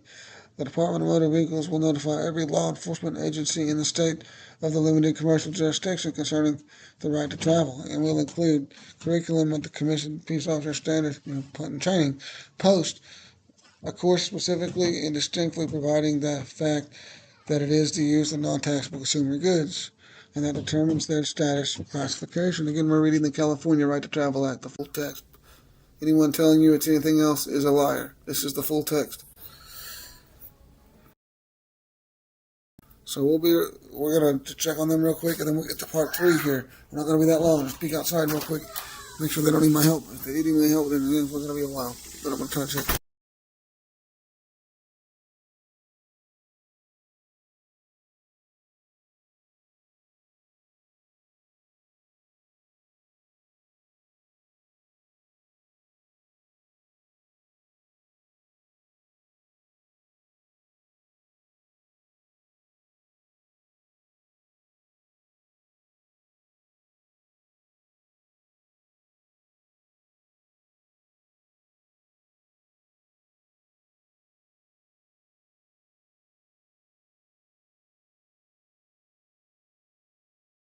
Wasting too much time on that standing around. The automobile and all non-commercial conveyances are exempt from registration, here it is, and taxation, and the owner of such automobile or non-commercial conveyance are exempt from the requirement of a license that is necessary for commercial use of the public ways. A deed showing ownership of the automobile, also known as a certificate of origin, shall be delivered by the automobile dealer to the purchaser at the time of sale. Shall preempt and make a necessary any duplication of process by corporate government. This mandate shall ensure the purchaser shall be considered to be exercising the common and unalienable right to travel in the public right of way and in the ordinary and lawful pursuit of life, liberty, and pursuit of happiness. Number 3 here, we got the vehicle registration fees. Folks,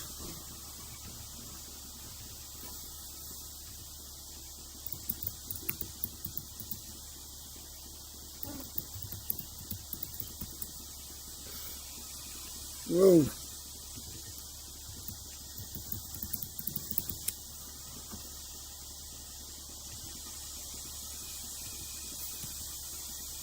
There's a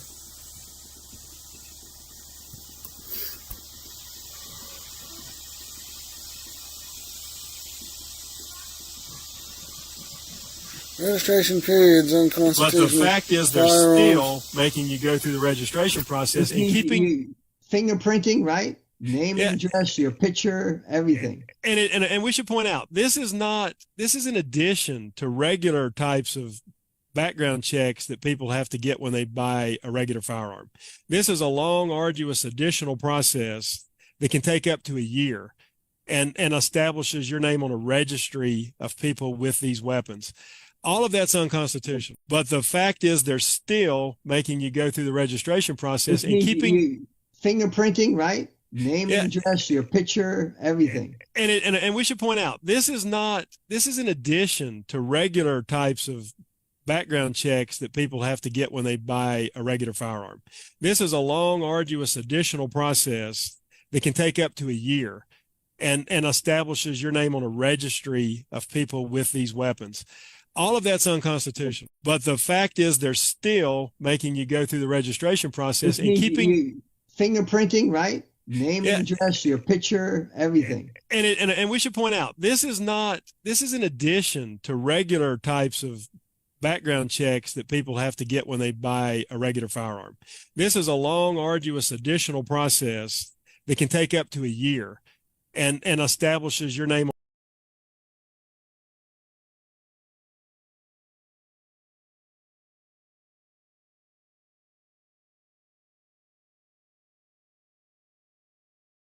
Yeah, fuck paying taxes on these registration fees are motherfucking unconstitutional taxes. I figured it out. I got the argument. Y'all ready? I'm gonna set a precedent. You can't charge us these registration fees, dude. Not like they're doing it. So, in Colorado, bro, it looks like you're just paying registration fees, but when you actually break down the charge, a large portion of the bill isn't a fee, bro. It's a tax. Colorado calls it the specific ownership tax. It's calculated based on the value of your vehicle and how old it is. In other words, the more expensive cars, the more you pay every year, which is why my shit's $800 fucking dollars. My car was $65.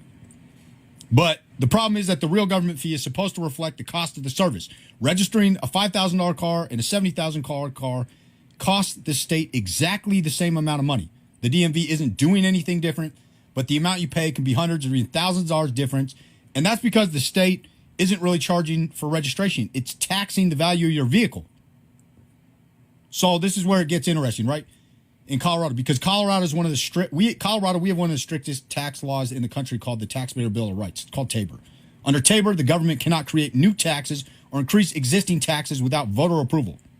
So voters in Colorado have to approve it.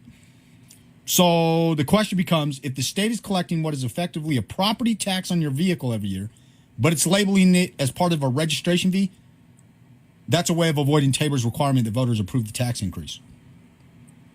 So if something walks like a tax, calculated tax based on the value of property, can the government just hide it inside a licensing system and call it a fee? Fuck no, they can't do that, bro. So, because fees and taxes are legally different things, a fee is supposed to cover the cost of the government service. So if the DMV charges $40 to process registration, that makes sense because it reflects the cost of providing that service. But when the amount you pay changes based on how expensive your car is, that no longer becomes a service fee. That's a tax on property. I knew it.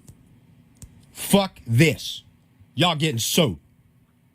And there's also a bunch of, bro, I got so many motherfucking arguments. You also can't challenge the tax before you pay it. And requiring to drive on roads in a registration fee and not being able to, that's an unconstitutional condition also. Yeah. I'm coming, Colorado. You're not getting no $800 because my car's fucking expensive, dude. Suck a dick. I told y'all, not me, bro. You're not going to fuck me anymore, bro. Period. I'm challenging everything. Lawsuits all day. It's coming. Stay tuned. I'm not paying this motherfucking fee. They ticket me or anything, bro, suck a dick. You're getting sued. I had this done 2 weeks. Yeah, fuck paying taxes on these registration fees are motherfucking unconstitutional taxes. I figured it out. I got the argument. Y'all ready? I'm going to set a precedent. You can't charge us these registration fees, dude. Not like they're doing it. So, in Colorado, bro, it looks like you're just paying registration fees, but when you actually break down the charge, a large portion of the bill isn't a fee, bro. It's a tax. Colorado calls it the specific ownership tax. It's calculated based on the value of your vehicle and how old it is. In other words, the more expensive cars, the more you pay every year, which is why my shit's $800 fucking dollars. My car was $65. But the problem is that the real government fee is supposed to reflect the cost of the service. Registering a $5,000 car and a $70,000 car costs the state exactly the same amount of money. The DMV isn't doing anything different, but the amount you pay can be hundreds or even thousands of dollars difference. And that's because the state isn't really charging for registration. It's taxing the value of your vehicle. So this is where it gets interesting, right? In Colorado, because Colorado is one of the we have one of the strictest tax laws in the country called the Taxpayer Bill of Rights. It's called TABOR. Under TABOR, the government cannot create new taxes or increase existing taxes without voter approval. So voters in Colorado have to approve it. So the question becomes, if the state is collecting what is effectively a property tax on your vehicle every year, but it's labeling it as part of a registration fee, that's a way of avoiding TABOR's requirement that voters approve the tax increase. So if something walks like a tax, calculated tax based on the value of property, can the government just hide it inside a licensing system and call it a fee? Fuck no, they can't do that, bro. So, because fees and taxes are legally different things, a fee is supposed to cover the cost of the government service. So if the DMV charges $40 to process registration, that makes sense because it reflects the cost of providing that service. But when the amount you pay changes based on how expensive your car is, that no longer becomes a service fee. That's a tax on property. I knew it. Fuck this. Y'all getting sued. And there's also a bunch, bro, I got so many motherfucking arguments. You also can't challenge the tax before you pay it. And requiring to drive on roads in a registration fee and not being able to, that's an unconstitutional condition also. Yeah. I'm coming, Colorado. You're not getting no $800 because my car's fucking expensive, dude. Suck a dick. All right, here we go. Registration fees. Here it is.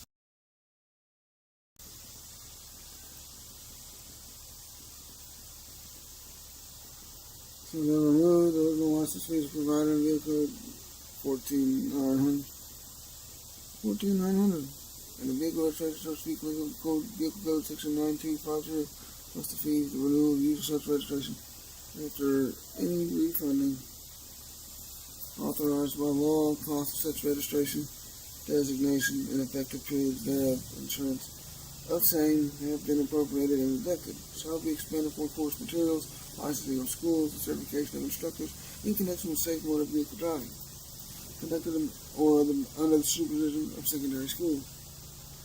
Such balance shall be kept in a separate fund. Commissioner of the California Highway Patrol shall adopt, pursuant to the Administrative Procedure Act, Government Code Section 11340, and publish rules governing the courses of instruction and training. Rental and youth operators commercial license, cross-reference removed.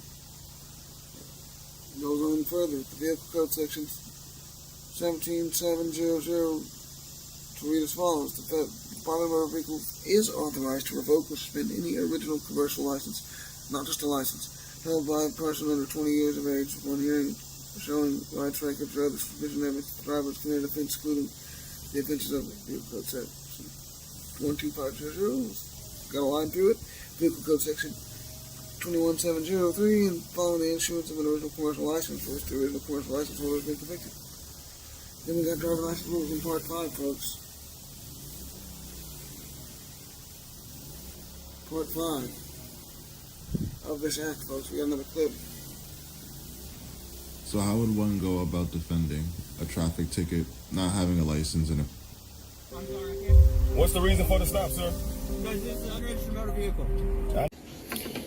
All right, yeah, this is going to be another one of the tools that we can use, because obviously we're starting to see there's several different ways we can use the constitutional provisions against them. So I'm going to go through and show you why the state of, for instance, in my state, the state of Michigan versus you, okay, is constitutionally invalid on its face, and why every single court case like this violates your rights, it violates the structure of Republican form of government, and it's violating the very purpose of the Constitution itself. So we've all seen this on the traffic tickets or ordinance violations and criminal charges that they like to, a lot of these things they like to call criminal when they're not criminal because there's no injured party. So we got to really stop and pause, okay, and ask ourselves, who is the state exactly? What is the state? The state is writing the statute. The state's enforcing their statute with their policy enforcers, because that's all they are. They're not law enforcement, they're policy enforcement, masquerading just like the judges masquerading as actual law, okay, but they're not. The state's prosecuting the case through state or city attorneys. The state's paying the judge, and the state is profiting from the fines and the convictions. So that now means the state is the accuser, the state is the enforcer, the state's the prosecutor, the state is the judge, and they're also the beneficiary. So that's not justice.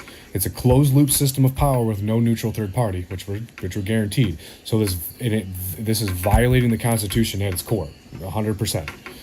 And this provision that I'm going to dive into really shows you, and this is another huge tool that people can, once you comprehend it, we can use this against them.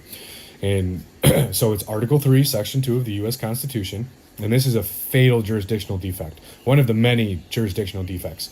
So this reads, in all cases in which a state shall be a party, the Supreme Court shall have original jurisdiction. So let's break this down and really think about this. All cases... No, there's no exception for traffic ordinances or minor matters. And then it also states in which a state shall be a party, meaning the state is on one side coming against you, right?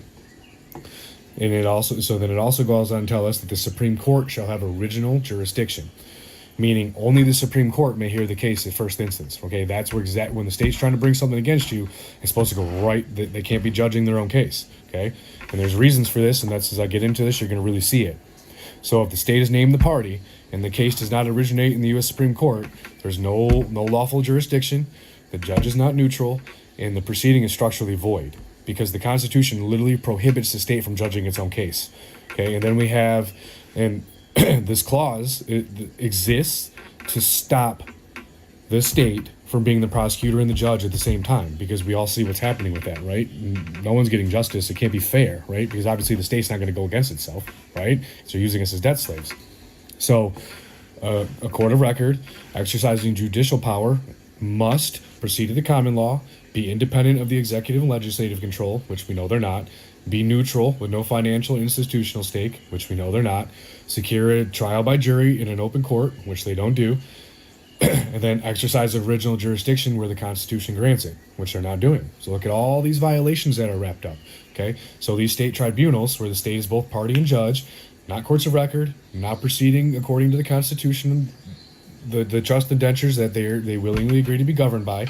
They're operating under the statutes, policy, and their administrative rule, but completely disregarding the common law that they're required to operate by. They're financially incentivized to convict you. And they're bypassing the trial by jury and by reclassifying a lot of these charges as civil infractions, right? Because they're just using you as death slaves. That's all they're doing. They're using this just to steal money from you, okay? So these are not courts of justice. They're just commercial enforcement mechanisms operating under the color of law, okay? They're operating in their private capacity, which means we can hold them to that, okay? But we got to use the provisions that are given to us. So here's a real good way to see it, okay? So when the state drags you into one of their legislative or administrative tribunals under the guise of a judicial court of record, it's like taking a big pile of shit, okay? You're going to put it in a box, and we're going to wrap it up all nice pretty with some paper and put some bows on it, all right? We're going to make it look all pretty, okay? And then they're going to give it to you, and you're going to be all excited and happy thinking you're getting a present, right? And then you're going to open it, and surprise, it's a big pile of shit. Okay, that's what these courts are, because they're not real courts, and that's exactly what's going on. People are walking in here thinking these are courts, and they're not. They're just piles of shit. So it's not justice. It's just legal theater. That's if you really pay attention to what they're doing, they're all just they're just playing. It's the same plays over and over and over because it's all scripted. They're just doing these things to give you the illusion that these things they're lawful when they're not.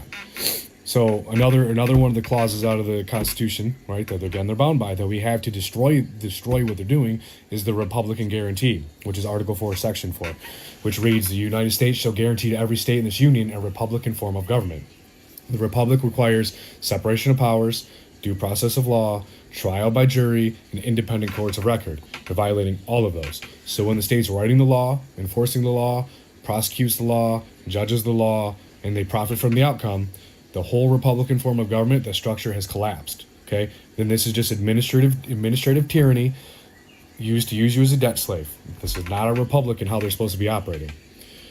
So a couple examples is, on a traffic stop, the state employee, he's stopping you. They're demanding license, insurance, right? All this stuff under threat of duress, because obviously we all know what happens when you try to assert your rights and how they're trained to do, okay? Then no injured party exists. And then the citation reads, the state or the city versus you, right? They're the same thing. The prosecutor works for the state, the judge is paid by the state, and the fines are collected by the same state. So let's ask yourself, how can there be a fair hearing when every actor is on the same payroll and the state profits either way? There can't, right? Huge conflict of interest. So here's another example. You get a city code violation. You say tall grass or no permit, operating without a license. The city writes the code. The city officer cites you, the city prosecutor files a case, the city judge hears it, and then the city keeps the money. That's not trial. That's a contractual penalty loop disguised as a judicial proceeding to steal your money and use you as a debt slave. But this is why we have the Bill of Rights. This is why this was implemented, right? Because they are a safeguard. They're not conveniences. They are literally safeguards designed to stop the state from doing this. But we got to understand them and comprehend them, or we can't assert them. Okay, so when they're doing this, it's a First Amendment violation for many different reasons. But for instance, when the courts they're violating this when they ignore your filings, or they're punishing you for making jurisdictional challenges. You have a Fourth Amendment violation when they're stopping and seizing you without any individualized suspicion of a crime. And right, they're using this to become tools of revenue, not justice. Okay. You also have a Fifth Amendment violation because you cannot be forced to confess, incriminate yourself, participate in your own prosecution, because being compelled to hand over a license, insurance, or registration, and then being prosecuted using that evidence is a due process defect, especially when the state is the one that is both party and judge. So we also have a Sixth Amendment violation because we see these are administrative hearings. We're not able to confront our accuser, right? There's supposed to be an affidavit with an injured party. The state's not that, right? The state's supposed to be protecting our rights. Well, we see what's really going on. It's also violating the Seventh Amendment because they're just relabeling a lot of these fines as civil so that they can try and tell you we don't have to give you juries when they have to. Under our Seventh Amendment, we're guaranteed that. So so at the end of the day, when the state, let's wrap it up here, so that when the state's your accuser, the prosecutor, judge, and beneficiary, that you're not in a lawful forum, they're violating the Constitution, and they're violating several different rights in the provisions that they're sworn by. So Article 3, Section 2 literally destroys their jurisdiction. That's just one of the many ways that it destroys their jurisdiction. The Guarantee Clause, Article 4, Section 4, exposes their fraud, and our rights are the firewall. So and once you see this, you really can unsee it. So, and I hope people really start to catch on to these things, and I can really start elaborating more in different videos, but I just want to kind of get this out there and get the seed planted. But now you see it, now you know, so let's share it, let's start asserting these things, start preserving the record, because we're only going to get justice when we start really exposing this tyranny and using the tools that our founders gave us to hold our public servants accountable. All right, yeah, this is going to be another one of the tools that we can use, because obviously we're starting to see there's several different ways we can use the constitutional provisions against them. So I'm going to go through and show you why the state of, for instance, in my state, the state of Michigan versus you, okay, is constitutionally invalid on its face, and why every single court case like this violates your rights, it violates the structure of Republican form of government, and it's violating the very purpose of the Constitution itself. So we've all seen this on the traffic tickets or ordinance violations and criminal charges that a lot of these things they like to call criminal when they're not criminal because there's no injured party. So we got to really stop and pause, okay, and ask ourselves, who is the state exactly? What is the state? The state is writing the statute. The state's enforcing their statute with their policy enforcers, because that's all they are. They're not law enforcement, they're policy enforcement, masquerading just like the judges masquerading as actual law, okay, but they're not. The state's prosecuting the case through state or city attorneys. The state's paying the judge, and the state is profiting from the fines and the convictions. So that now means the state is the accuser, the state is the enforcer, the state's the prosecutor, the state is the judge, and they're also the beneficiary. So that's not justice. It's a closed loop system of power with no neutral third party, which we're guaranteed. So this is violating the Constitution at its core, 100%. And this provision that I'm going to dive into really shows you, and this is another huge tool that people can, once you comprehend it, we can use this against them. And so it's Article 3, Section 2 of the U.S. Constitution, and this is a fatal jurisdictional defect, one of the many jurisdictional defects. So this reads, in all cases in which a state shall be a party, the Supreme Court shall have original jurisdiction. So let's break this down and really think about this.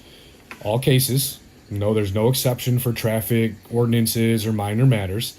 And then it also states in which a state shall be a party, meaning the state is on one side coming against you, right? And it also goes on to tell us that the Supreme Court shall have original jurisdiction, meaning only the Supreme Court may hear the case at first instance. Okay, that's where when the state's trying to bring something against you, it's supposed to go right. They can't be judging their own case. Okay, and there's reasons for this, and that's as I get into this, you're going to really see it. So if the state is named the party and the case does not originate in the U.S. Supreme Court, there's no lawful jurisdiction, the judge is not neutral, and the proceeding is structurally void, because the Constitution literally prohibits the state from judging its own case. Okay, and then we have, and this clause exists to stop the state from being the prosecutor and the judge at the same time, because we all see what's happening with that, right?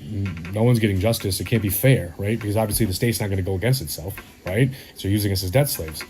So a court of record exercising judicial power must proceed to the common law, be independent of the executive and legislative control, which we know they're not, be neutral with no financial or institutional stake, which we know they're not, secure a trial by jury in an open court, which they don't do, and then exercise original jurisdiction where the Constitution grants it, which they're not doing. So look at all these violations that are wrapped up. Okay, so these state tribunals, where the state is both party and judge, not courts of record, not proceeding according to the Constitution, the trust indentures that they willingly agree to be governed by. They're operating under states, the statutes, policy, and their administrative rule, but completely disregarding the common law that they're required to operate by. They're financially incentivized to convict you, and they're bypassing the trial by jury and by reclassifying a lot of these charges as civil infractions, right? Because they're just using you as death slaves. That's all they're doing. They're using this just to steal money from you. Okay, so these are not courts of justice. They're just commercial enforcement mechanisms operating under the color of law. Okay, they're operating in their private capacity, which means we can hold them to that. Okay, but we got to use the provisions that are given to us. So here's a real good way for really to see it. Okay, so when the state drags you into one of their legislative or administrative tribunals under the guise of a judicial court of record, it's like taking a big pile of shit. Okay, you're gonna put it in a box, and we're gonna wrap it up all nice pretty with some paper and put some bows on it. All right, we're gonna make it look all pretty. Okay, and then they're gonna give it to you, and you're gonna be all excited and happy, thinking you're getting a present, right? And then you're gonna open it, and surprise, it's a big pile of shit. Okay, that's what these courts are, because they're not real courts, and that's exactly what's going on. People are walking in here thinking these are courts. They're not. They're just piles of shit. So it's not justice. It's just legal theater. That's if you really pay attention to what they're doing, they're all just they're just playing. It's the same plays over and over and over because it's all scripted. They're just doing these things to give you the illusion that these things they're lawful when they're not. So another one of the clauses out of the Constitution, right, that they're bound by, that we have to destroy what they're doing, is the Republican guarantee, which is Article 4, Section 4, which reads, the United States shall guarantee to every state in this union a republican form of government. The Republic requires separation of powers, due process of law, trial by jury, and independent courts of record. They're violating all of those. So when the state's writing the law, enforcing the law, prosecutes the law, judges the law, and they profit from the outcome, the whole Republican form of government, the structure has collapsed. Okay? Then this is just administrative tyranny used to use you as a debt slave. This is not a republic in how they're supposed to be operating. So a couple examples is, on a traffic stop. The cop, the state employee, he's stopping you. They're demanding license, insurance, right? All this stuff under threat of duress, because obviously we all know what happens when you try to assert your rights and how they're trained to do. Okay, then no injured party exists, and then the citation reads: the state or the city versus you. Right, they're the same thing. The prosecutor works for the state, the judge is paid by the state, and the fines are collected by the same state. So let's ask yourself: how can there be a fair hearing when every actor is on the same payroll and the state profits either way? There can't, right? Huge conflict of interest. So here's another example. You get a city code violation. You say tall grass or no permit, operating without a license. The city writes the code. The city officer cites you. The city prosecutor files a case. The city judge hears it, and then the city keeps the money. That's not trial. That's a contractual penalty loop disguised as a judicial proceeding to steal your money and use you as a debt slave. But this is why we have the Bill of Rights. This is why this was implemented, right? Because they are a safeguard. They're not conveniences. They are literally safeguards designed to stop the state from doing this. But we got to understand them and comprehend them, or we can't assert them. Okay, so when they're doing this, it's a First Amendment violation for many different reasons. But for instance, when the courts they're violating this when they ignore your filings, or they're punishing you for making jurisdictional challenges. You have a Fourth Amendment violation when they're stopping and seizing you without any individualized suspicion of a crime, and right, they're using this to become tools of revenue, not justice. Okay. You also have a Fifth Amendment violation because you cannot be forced to confess, incriminate yourself, participate in your own prosecution, because being compelled to hand over a license, insurance, or registration, and then being prosecuted using that evidence is a due process defect, especially when the state is the one that is both party and judge. So we also have a Sixth Amendment violation because we see these are administrative hearings. We're not able to confront our accuser, right? There's supposed to be an affidavit with an injured party. The state's not that, right? The state's supposed to be protecting our rights. But we see what's really going on. It's also violating the Seventh Amendment because they're just relabeling a lot of these fines as civil so that they can try and tell you we don't have to give you juries when they have to. Under our Seventh Amendment, we're guaranteed that. So So at the end of the day, when the state, let's wrap it up here, so that when the state's your accuser, the prosecutor, judge, and beneficiary, that you're not in a lawful forum, they're violating the Constitution, and they're violating several different rights in the provisions that they're sworn by. So Article 3, Section 2 literally destroys their jurisdiction. That's just one of the many ways that it destroys their jurisdiction. The Guarantee Clause, Article 4, Section 4, exposes their fraud, and our rights are the firewall. So, and once you see this, you really can unsee it. So, and I hope people really start to catch on to these things, and I can really start elaborating more in different videos, but I just want to kind of get this out there and get the seed planted.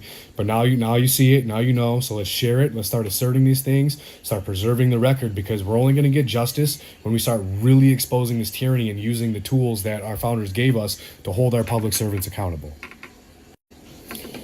All right, yeah, this is going to be another one of the tools that we can use, because obviously we're starting to see there's several different ways we can use the constitutional provisions against them.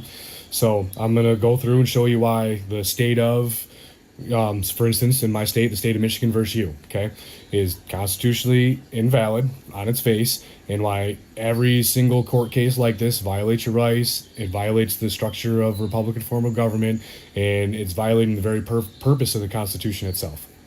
So we've all seen this on the traffic tickets or ordinance violations and criminal charges that they like to, a lot of these things they like to call criminal when they're not criminal because there's no injured party. So we got to really stop and pause, okay, and ask ourselves, who is the state exactly? What is the state? The state is writing the statute. The state's enforcing their statute with their policy enforcers, because that's all they are. They're not law enforcement, they're policy enforcement. I'm sure that played a bunch. We'll be right back. This thing's harder to move than we thought. Read the rest of the bill. We'll be right back.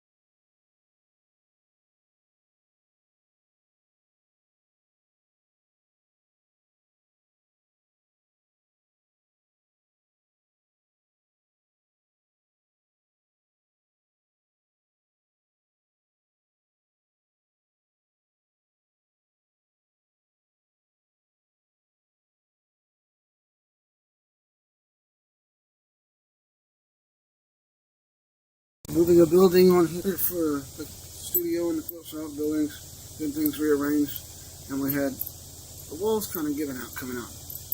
Ripping the nails out of the wall, so I tried to find screws long enough and I didn't. But let's get into the driver license rules. Sorry this is taking so long. Thank you for sticking with us. It won't be like this for the rest of them. We just had something come up last minute. To a family member that just, no warning.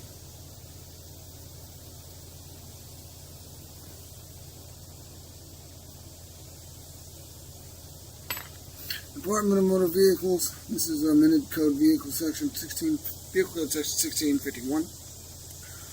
To read as follows, folks. If you're hearing, if you're listening in, we're going over the California Right to Travel Act, folks. We're back. And basically, Department of Motor Vehicles shall adopt rules under the Administrative Procedure Act, Government Code section 11340. And Vehicle Code Section 1651 relative solely to licensing commercial drivers as follows. And there's a line through all this, just like there's a line through 1651. The line through all this, you have to go back up and remember what it says. Procedures for information required on driver's license applications, including all the necessary forms as authorized by Vehicle Code Section 12800. That's gone, drivers, I guess. Let's see, hang on.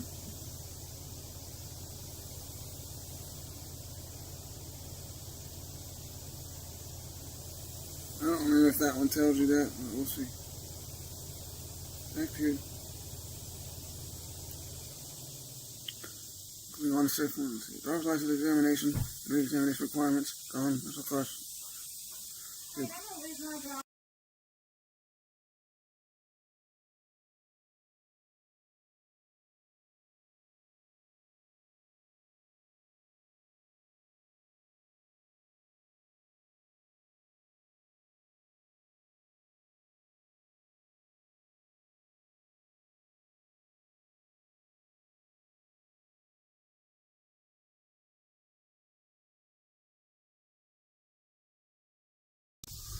Alright, so this one's the driver's license examination and re-examination requirements as authorized by Vehicle Code Section 12804 and 12804.9. If you hear me pause in the middle, it's because I gotta respond or tell somebody something. Somebody comes running by like that real quick.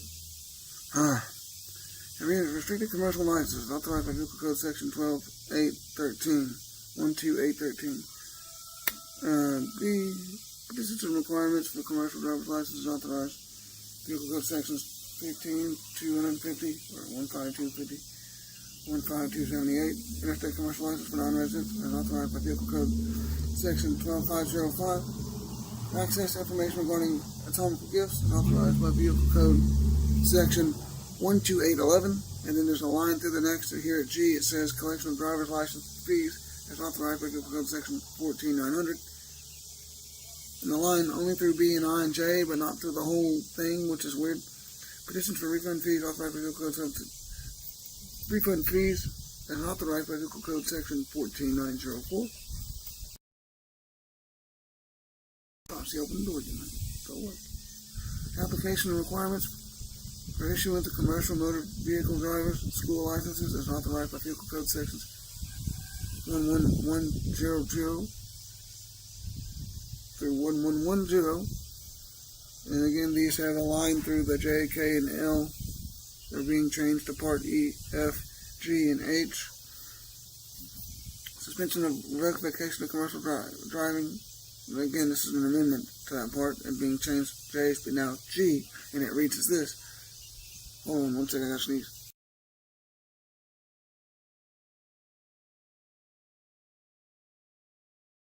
So now we're on the J is G.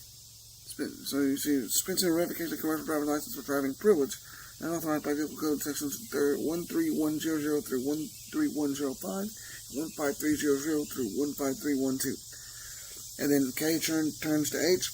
Appeals of commercial driver's license denial, suspension, or revocation is authorized by Vehicle Code Sections 14100 through 14112. And then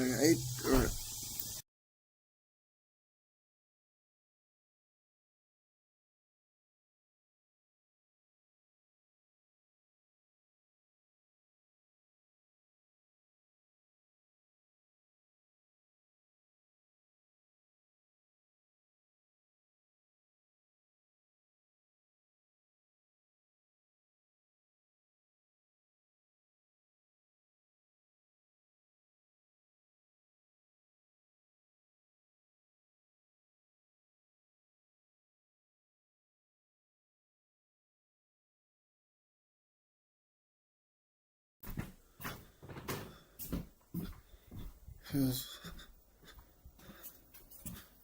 far as that, L becomes I.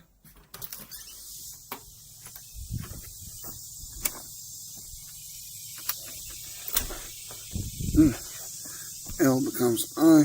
Application for and issuance of commercial van pools permit as authorized by Vehicle Code Section 15278. So M becomes J. Commercial driver license requirements. These are what they changed to in a minute. As authorized by Vehicle Code Section 15250. Hey, dog. What? You cooking out here in the sun? Get off my computer. No, you done hit something. It went way up.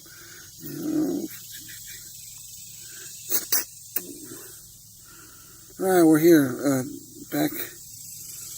So it's van pools permit, authorized Vehicle Code Section 15278. We got M turns to J, commercial driver's license requirements. And then they removed N, temporary driver's license, including procedures for the issuance and revocation form of other related matters. Authorized by Vehicle Code Section 12506. Well, it's temporary. You're not required to have it. In that case, okay. Format, content, and procedures for the display of the notice required under Vehicle Code Section 1251, subsection subdivision B. Again, California Right to Travel Act, bro. Removes all the punishment and requirement for no license, no registration, no taxation, etc. This is for California. We got some in other states. Go check it out. And there's that again from them. So now we're here, the format, content, procedures for display of notice under current section. Criteria for the waiver default fee required under Vehicle Code Section 14900, subdivision A. Then we're looking at Q goes to M. Approval of driver attitude programs and fee is provided in Vehicle Code Section 11215. Administrative suspension of motor vehicle commercial licenses pursuant to Vehicle Code Sections 13352 and 13353, including notices, forms, temporary driving permits, hearing procedures, and procedures for restoration after the suspension period. S becomes O.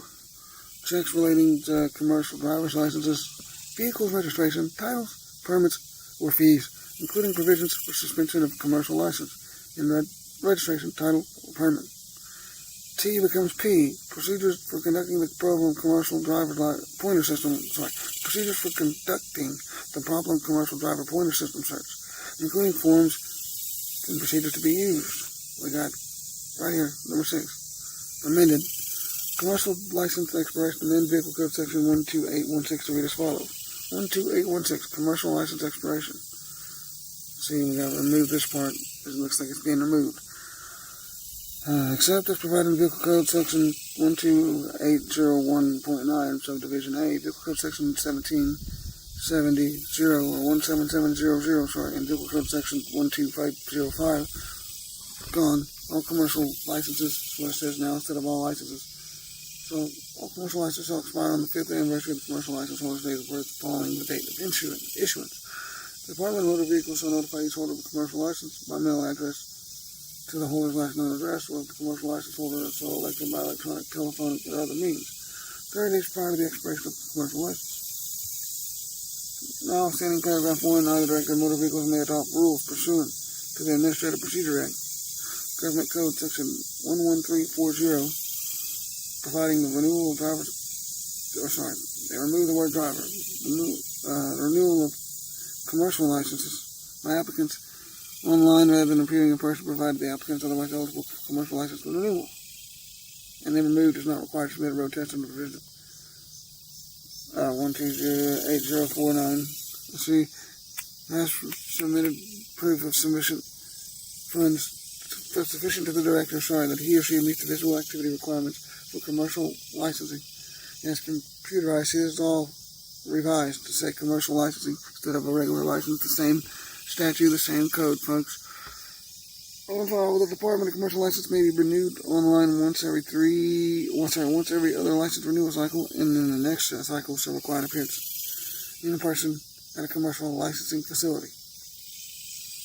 Code 7, Selective Service Registration. Amend Education Code Section 69400 to read as follows. And they remove this part. So we got the application of 69400 And then 145, they remove this part. No person who is not in compliance with the military selective service tax as provided in 50 USC 451 shall be permitted to enroll in states aboard. So they remove that part. So, you're able to be enrolled in states supported institution, post-secondary higher, be eligible to receive a low grant, financial assistance, receive federal funds, having attained 18 years of employment service to the state of any political subdivision of the state, all state boards, commissions, department agencies, institutions. Then they remove this part. I skipped that one. As was authorized Department of Motor Vehicles, any person who is authorized Department of Motor Vehicles to submit information to the elective service system pursuant to Vehicle Code Section 12801 shall be considered to be in compliance with the Selective Service Act for purposes of this section. License required. Amend the Vehicle Code Section 12500, subsection A to read as follows. No person except those expressly exempted under Vehicle Code Section 12501 to other provisions of this code shall drive any motor vehicle on the highway except for commercial purposes, unless they added that in for commercial purposes, unless such person has a valid driver's license. As required under the provisions of this chapter for the class or type of the vehicle being driven. Doggy. Possession of license. Amend the Vehicle Code Section 12951 to read as follows. Gentlemen, possessing commercial license, they added that in their commercial, required. Every person driving a motor vehicle for commercial purposes, they added for commercial purposes, shall have his or her commercial added in again, driver's license, upon his or her person in the vehicle, so some easily accessible places shall display the same on demand of and manually surrender the same into the hands of the demanding officer for the inspection thereof.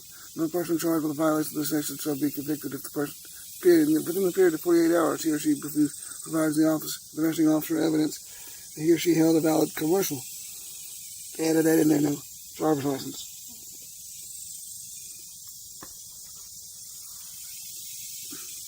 Repeal. The following are repealed. Now we're down into the repeals, folks. Vehicle Code Section 12501.5, relative to allowing an unlicensed driver to drive a car. Repealed.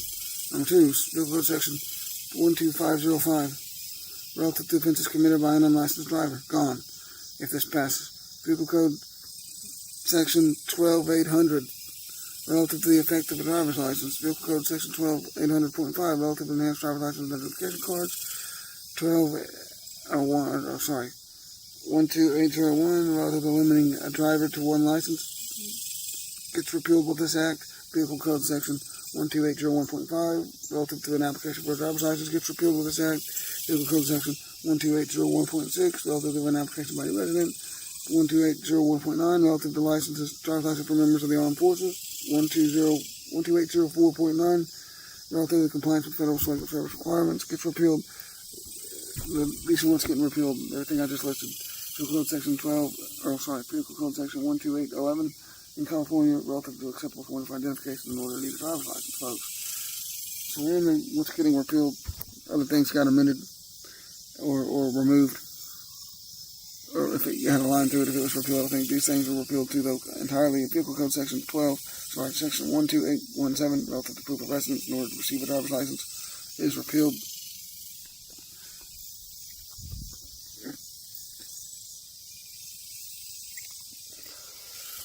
Okay, Vehicle Code Section 12818, relative to application for a driver's license by residents without a permanent street address. So, yeah, you could be a resident without a permanent street address, but they always need an address in order to give you the ticket. That's not, and maybe they mean you could have, like, a grandma's address and then be traveling all over the state in an RV. I could see that. You want your mail going here.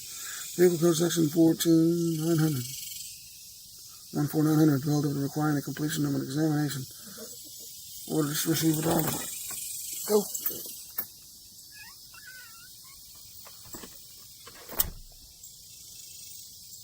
Vehicle Code Section 12504, relative to informing first-time applicants of the DUI and controlled drug laws. Vehicle Code Section 12806, relative to the Medical Vision Advisory Board. Weird. These are what's being repealed, guys. If we can get the Right to Travel Act in California to go through. All the Republicans, I think, were contacted with this. I don't know. make sure that we're still online. I think we're in the green. So, yep, we got 12808 relative to blind pedestrian information and examination. We got vehicle code 12809 relative to reporting medically unfit persons. Vehicle code 12814 relative to re-examination for driver's license. Vehicle code section 4454 relative to notice that interest and dividends tax may be due. 14900 subdivision relative to fees for driver's license. 4000.1 relative to proof of valid registration gets repealed. You're no longer going to be criminalized for that. They no longer have that in the books as a chargeable offense in the first place for just any use of the roadways. It gets repealed, and it's only like a commercial thing you got to have. They added commercial in there properly. So check this shit out, folks.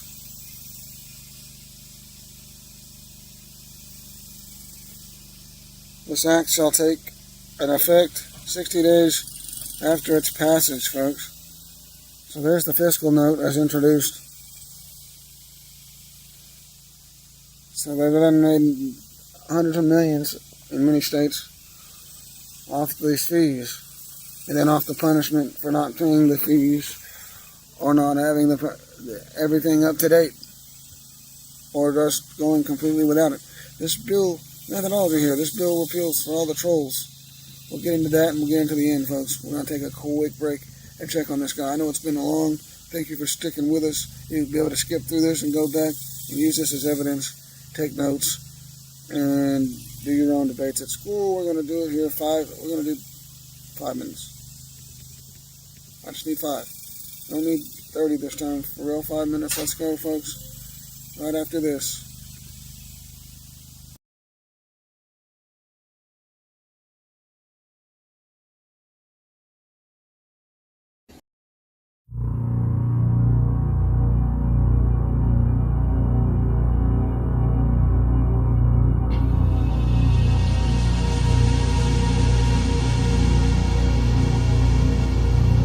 Consumer good thing, by the way, just came up. What am I looking for? All about this.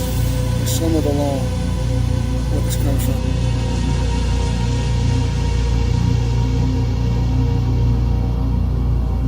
No light.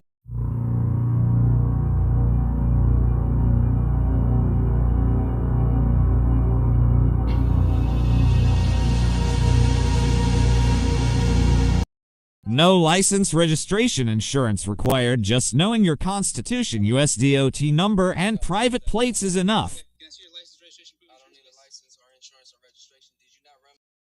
What people don't realize, when you don't go get that car registered, whether you buy cash or you go buy one off the lot, you do not have to get it registered. Long as you driving point A to point B, store to store, whatever, you hauling your own goods, you're not doing nothing for profit, making no money, no commerce, you just doing your own shit. If your car get repoed, you will have a way better chance of actually taking them to court and suing them for stepping on your rights, because this shit is constitutional for all states, and that's the main right that we have as humans, is the right to travel. Nobody can revoke that or take that away from you. And this ain't towards you, brother, but so many people in the comment section uneducated, scared to step out on faith and all that, bro. I stepped out on faith with a bill of exchange for it, trying to pay the landlord, all that. Had success with it, but that's why I took all my videos down of education, because I just got tired of trying to show people shit. Then you got all these uneducated people that want to come or don't know nothing about nothing, just want to put their input on something. Nah, bruh.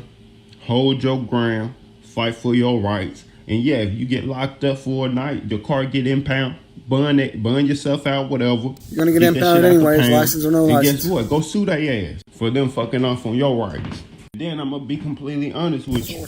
A lot of this shit, statutory jurisdiction, speeding tickets, weed tickets, drug tickets, any ticket, anything that you get in trouble for that do not include an injured party is statutory. So you pretty much can beat any fucking case. You know what you're talking about. And me, I know a lot of shit about these laws. And pretty confident that, hey, I can beat my own shit. I also can help others beat their shit because I'm very knowledgeable. A lot of people on TikTok know that about me. This the shit I do. Another thing, you will never be able to find a statutory jurisdiction in the Constitution. So they let you know a lot of this shit that people getting locked up for, we getting pulled over for, we getting tickets that have to come out of pocket and all this shit. I'm supposed to be going through it. But it's just the fact that most of us not reading. You understand that, hey, if it ain't no injured party, what the fuck am I doing here? What people don't realize, when you don't go get that car registered, whether you buy cash or you go buy one off the lot, you do not have to get it registered. Long as you driving point A to point B, store to store, whatever, you hauling your own goods, you're not doing nothing for profit, making no money, no commerce, you just doing your own shit. If your car get repoed, you will have a way better chance of actually taking them to court and suing them for stepping on your rights, because this shit is constitutional for all states. And that's the main right that we have as humans, is the right to travel. Codes and statutes you should know. Texas Transportation Code, Title 1, Section 502.003. And it quotes, registration by political subdivision prohibited. A. Except as provided by subsection B, a political subdivision of this state may not require an owner of a motor vehicle to 1. Similar in California, I can't find the vehicle, it. I gotta look it up. 2. Pay a motor vehicle registration fee, or 3. Pay an occupational tax or license fee in connection with the motor vehicle. B. This section does not affect the authority of a municipality to license and regulate the use of motor vehicles for compensation within the municipal limits, and to pose a permit fee or street rental charge for the operation of each motor vehicle used to transport passengers for compensation, other than a motor vehicle operating under a registration certificate from a department or permit from a federal surface transportation board. This law is equivalent across the board. You can find this law in your motor vehicle or your transportation or your commercial vehicle code of your prospective state. For more codes and statutes like this, share, like, and We're just subscribe. giving y'all a little teaser of what's to Codes and- come. Some stuff that's coming back up that I needed to save. I need a function print screen. No. Control print screen. Open paint real fast. Save that. But yeah, this is codified in Texas that you're not required already. Right here. You're not required. State may not require an owner of a motor vehicle to register the vehicle, pay a motor vehicle registration fee, or pay an occupation tax or license fee in connection with a motor vehicle. Does not affect the authority of the municipality to license and regulate the use of motor vehicles for compensation within the municipality limits. Impose a permanent street rental charge on operation of each motor vehicle used to transport passengers for compensation. Motor vehicle operating under registration certificate from the Department of Permanent Federal Service. So yeah, you get your registration, you're already registered, doesn't apply to you. But if you've never done it, you're not required.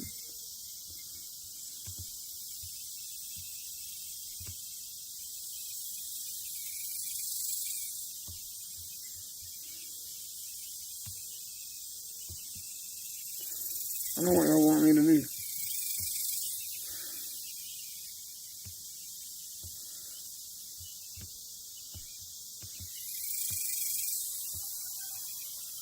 Let's see if we can save that, and we'll put it up in the slideshow for Texas.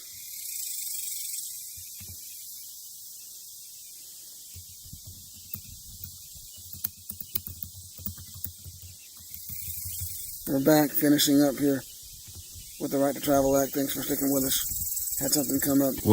Having trouble getting this building coming. Hey, look, we're here looking at the fiscal impact. And we're going to get right down to it. I'm glad that came up right there during the break while we were scrolling TikTok, just through Right to Travel videos through the search bar. or looking for the right ones, that one came up. I forgot all about that. I want to real quick. People don't realize what people. Codes and statutes. Title 1, Section 502.003. Title 502.003. Hang on, so I can't remember that. 502. Texas Station Code set.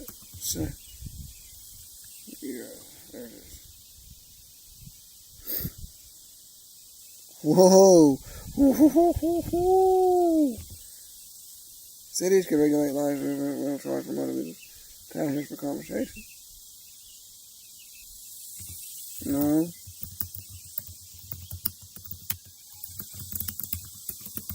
Let's see what it says. Read it again, Griffin.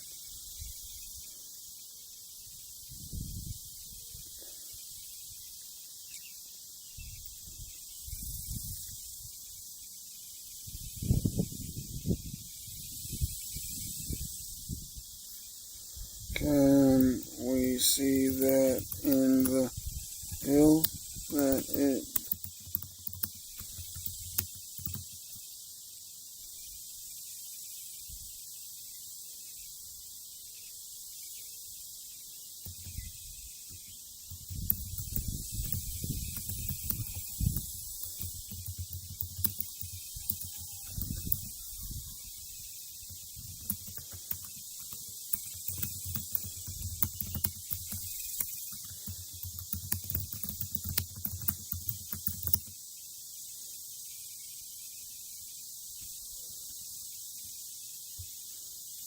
see, you got this one.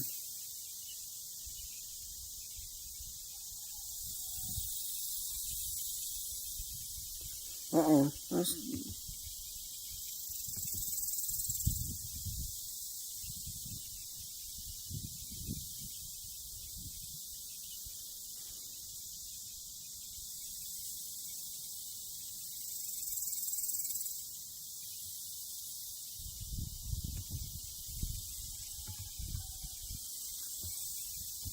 Well, let's just go right here.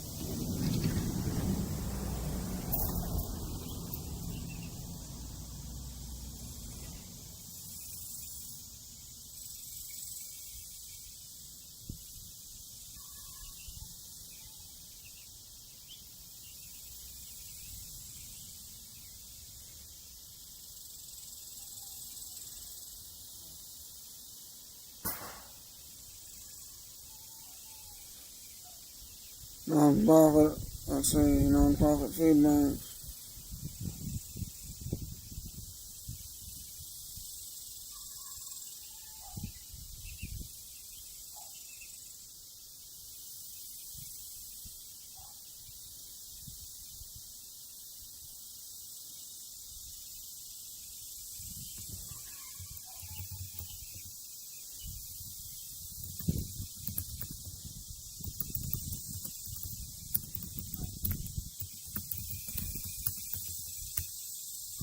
Yeah, farm use ain't enough, because they could just say you're not on the farm, or you're not on a road adjacent to the farm, which is crazy. You still have to get a farm tag, so there is no exception.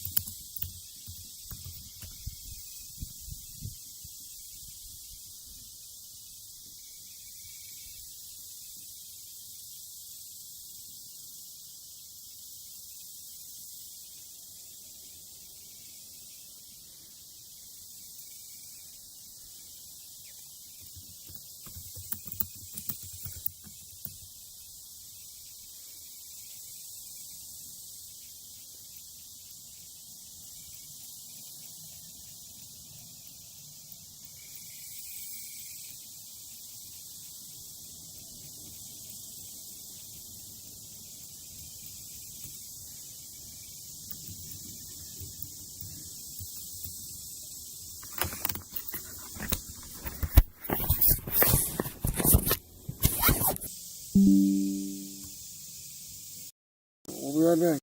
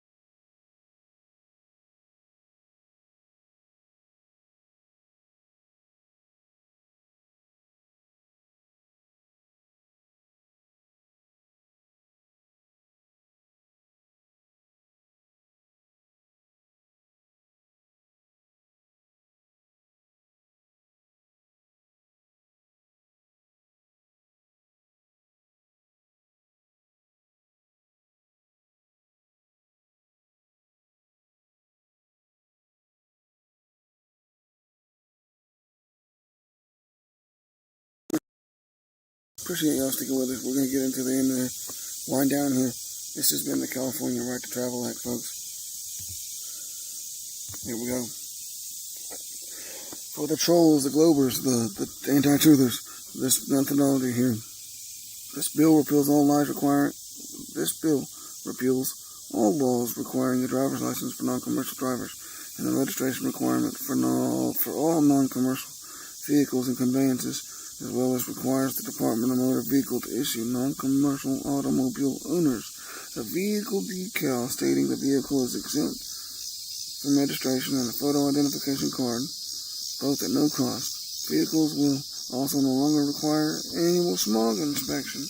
Lastly, this bill removes the compliance aspect with the Selective Service Act for those who have authorized the department to submit information to the Selective Service system.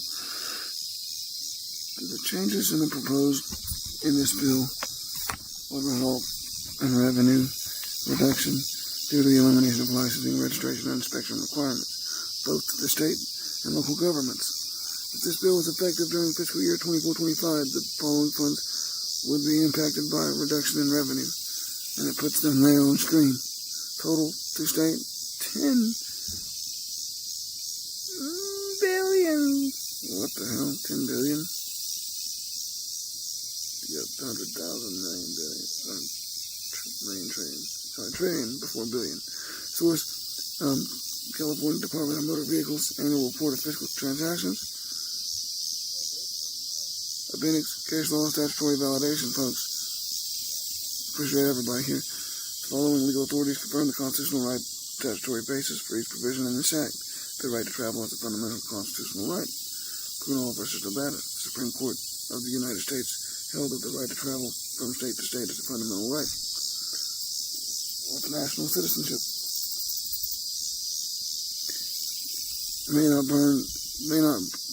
that a state may not burden with a tax or fee.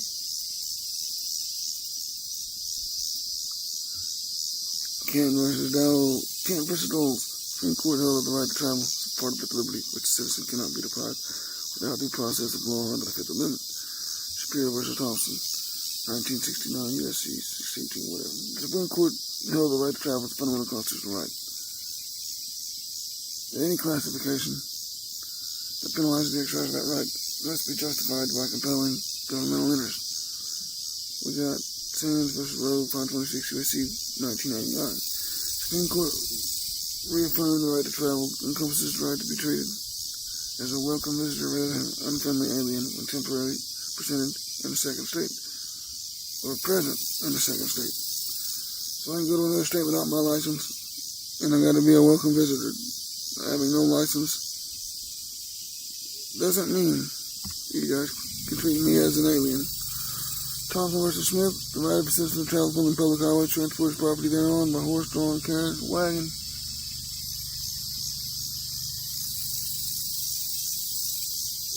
Automobile is not a mere privilege, but may be prohibited at will, but a common right, which he has under his right to life, liberty, and the pursuit of happiness.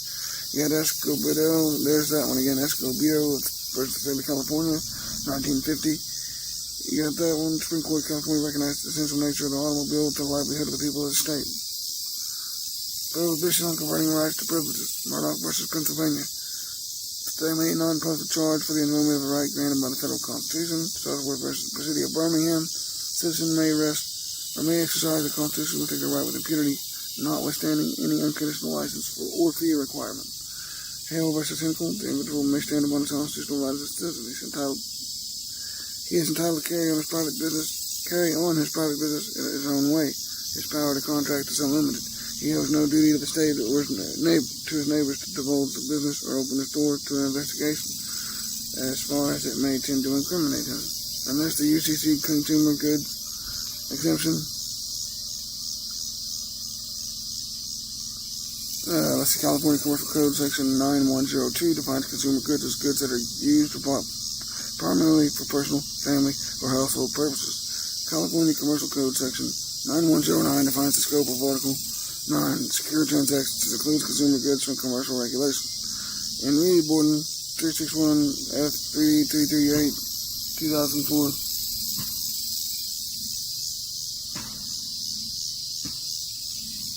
gotta go sledge. Such property from commercial regulatory schemes. Certificate of origin and toward a conversion. Let's see. SPS versus Dodd. Conversion requires an intentional exercise of dominion or control over chattel, which seriously interferes with the right of another to control it. The actor may just be required to pay the other full value of the chattel. California Commercial Code, Section 9T03, security interest attaches to collateral when the value has been given. The debtor has rights in the collateral. The debtor has authenticated security agreement. To take into certificate of origin without such agreement constitutes conversion. And there it is. Submitted to the legislator, folks. Again, the Right to Travel Act, folks. We appreciate everybody for tuning into this live. It's winding down. Sorry it took so long to get this through. Had something come up. We've already contacted all 30 California Republicans, legislators. Now it's your turn. They have formally submitted this bill and demanded sponsorship from every Republican member of the California legislature. Below is the complete list of every legislator we contacted. We're calling on every sovereign in California to flood their offices with calls, emails, letters demanding they sponsor and champion this bill immediately. There it is, 10 senators right here. Brian Jones. I think we went through this. Brian Dale. Shasta. Senator Grove. C. Yarto. Yeah, we went through this. There they are again. You can pause this or go to the website.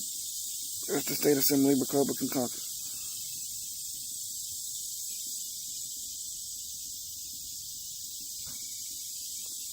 All the Republicans, folks.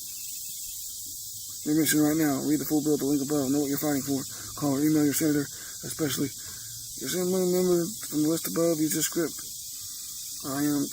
My name is blank, and I'm a constitutional district, whatever, and I am calling to demand that you sponsor the California Right to Travel Act. It restores our fundamental constitutional right to travel without commercial interference. Full bill is available here. Here's the link. I expect your response within 10 business days. Share this post to every California group page, community, in the news in California, all over it. Join Operation Wise Dome, inherent in the people, or empower inherent in the people. The movement is taking the law back to the people. The law is on our side. Supreme Court already ruled this. Murdoch versus Pennsylvania, Thompson versus Smith, and a bunch of others. People of California are watching. Appreciate it. We're going to do the next one tomorrow. I think it's Kansas.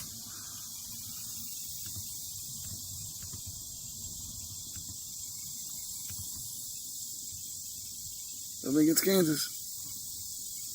There's the Kansas Right to Travel Act, folks. Coming soon. Appreciate everybody. We're going to close out here with this. All right, let me be clear again because it's not hidden. If in 2024 you are driving a car that you did not get... All right, let me be clear again because it's not hidden.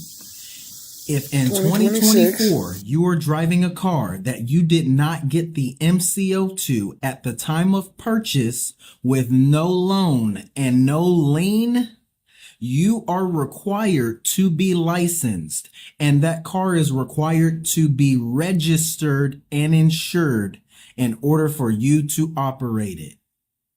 It don't matter what you think about it. It don't matter how you feel about it. That is the law. If you did not get the MCO to the car that you are currently driving in 2024 at the time of purchase with no loan, which eliminates 90% of you, then that car is required to be registered and to be insured in order for you to operate it. It don't matter the philosophy of law. It don't matter how many TikToks I make saying the opposite is true. If you didn't get the MCO, it's not your car. Because if that VIN pulls up on the cop's computer, it's their possession to do whatever they want. They're going to impound it. They're going to tow it. And there's nothing you can do about it. So you got one decision. Dealerships, China bikes on Amazon. Stop driving cars you don't have the MCO to. That's how they're winning.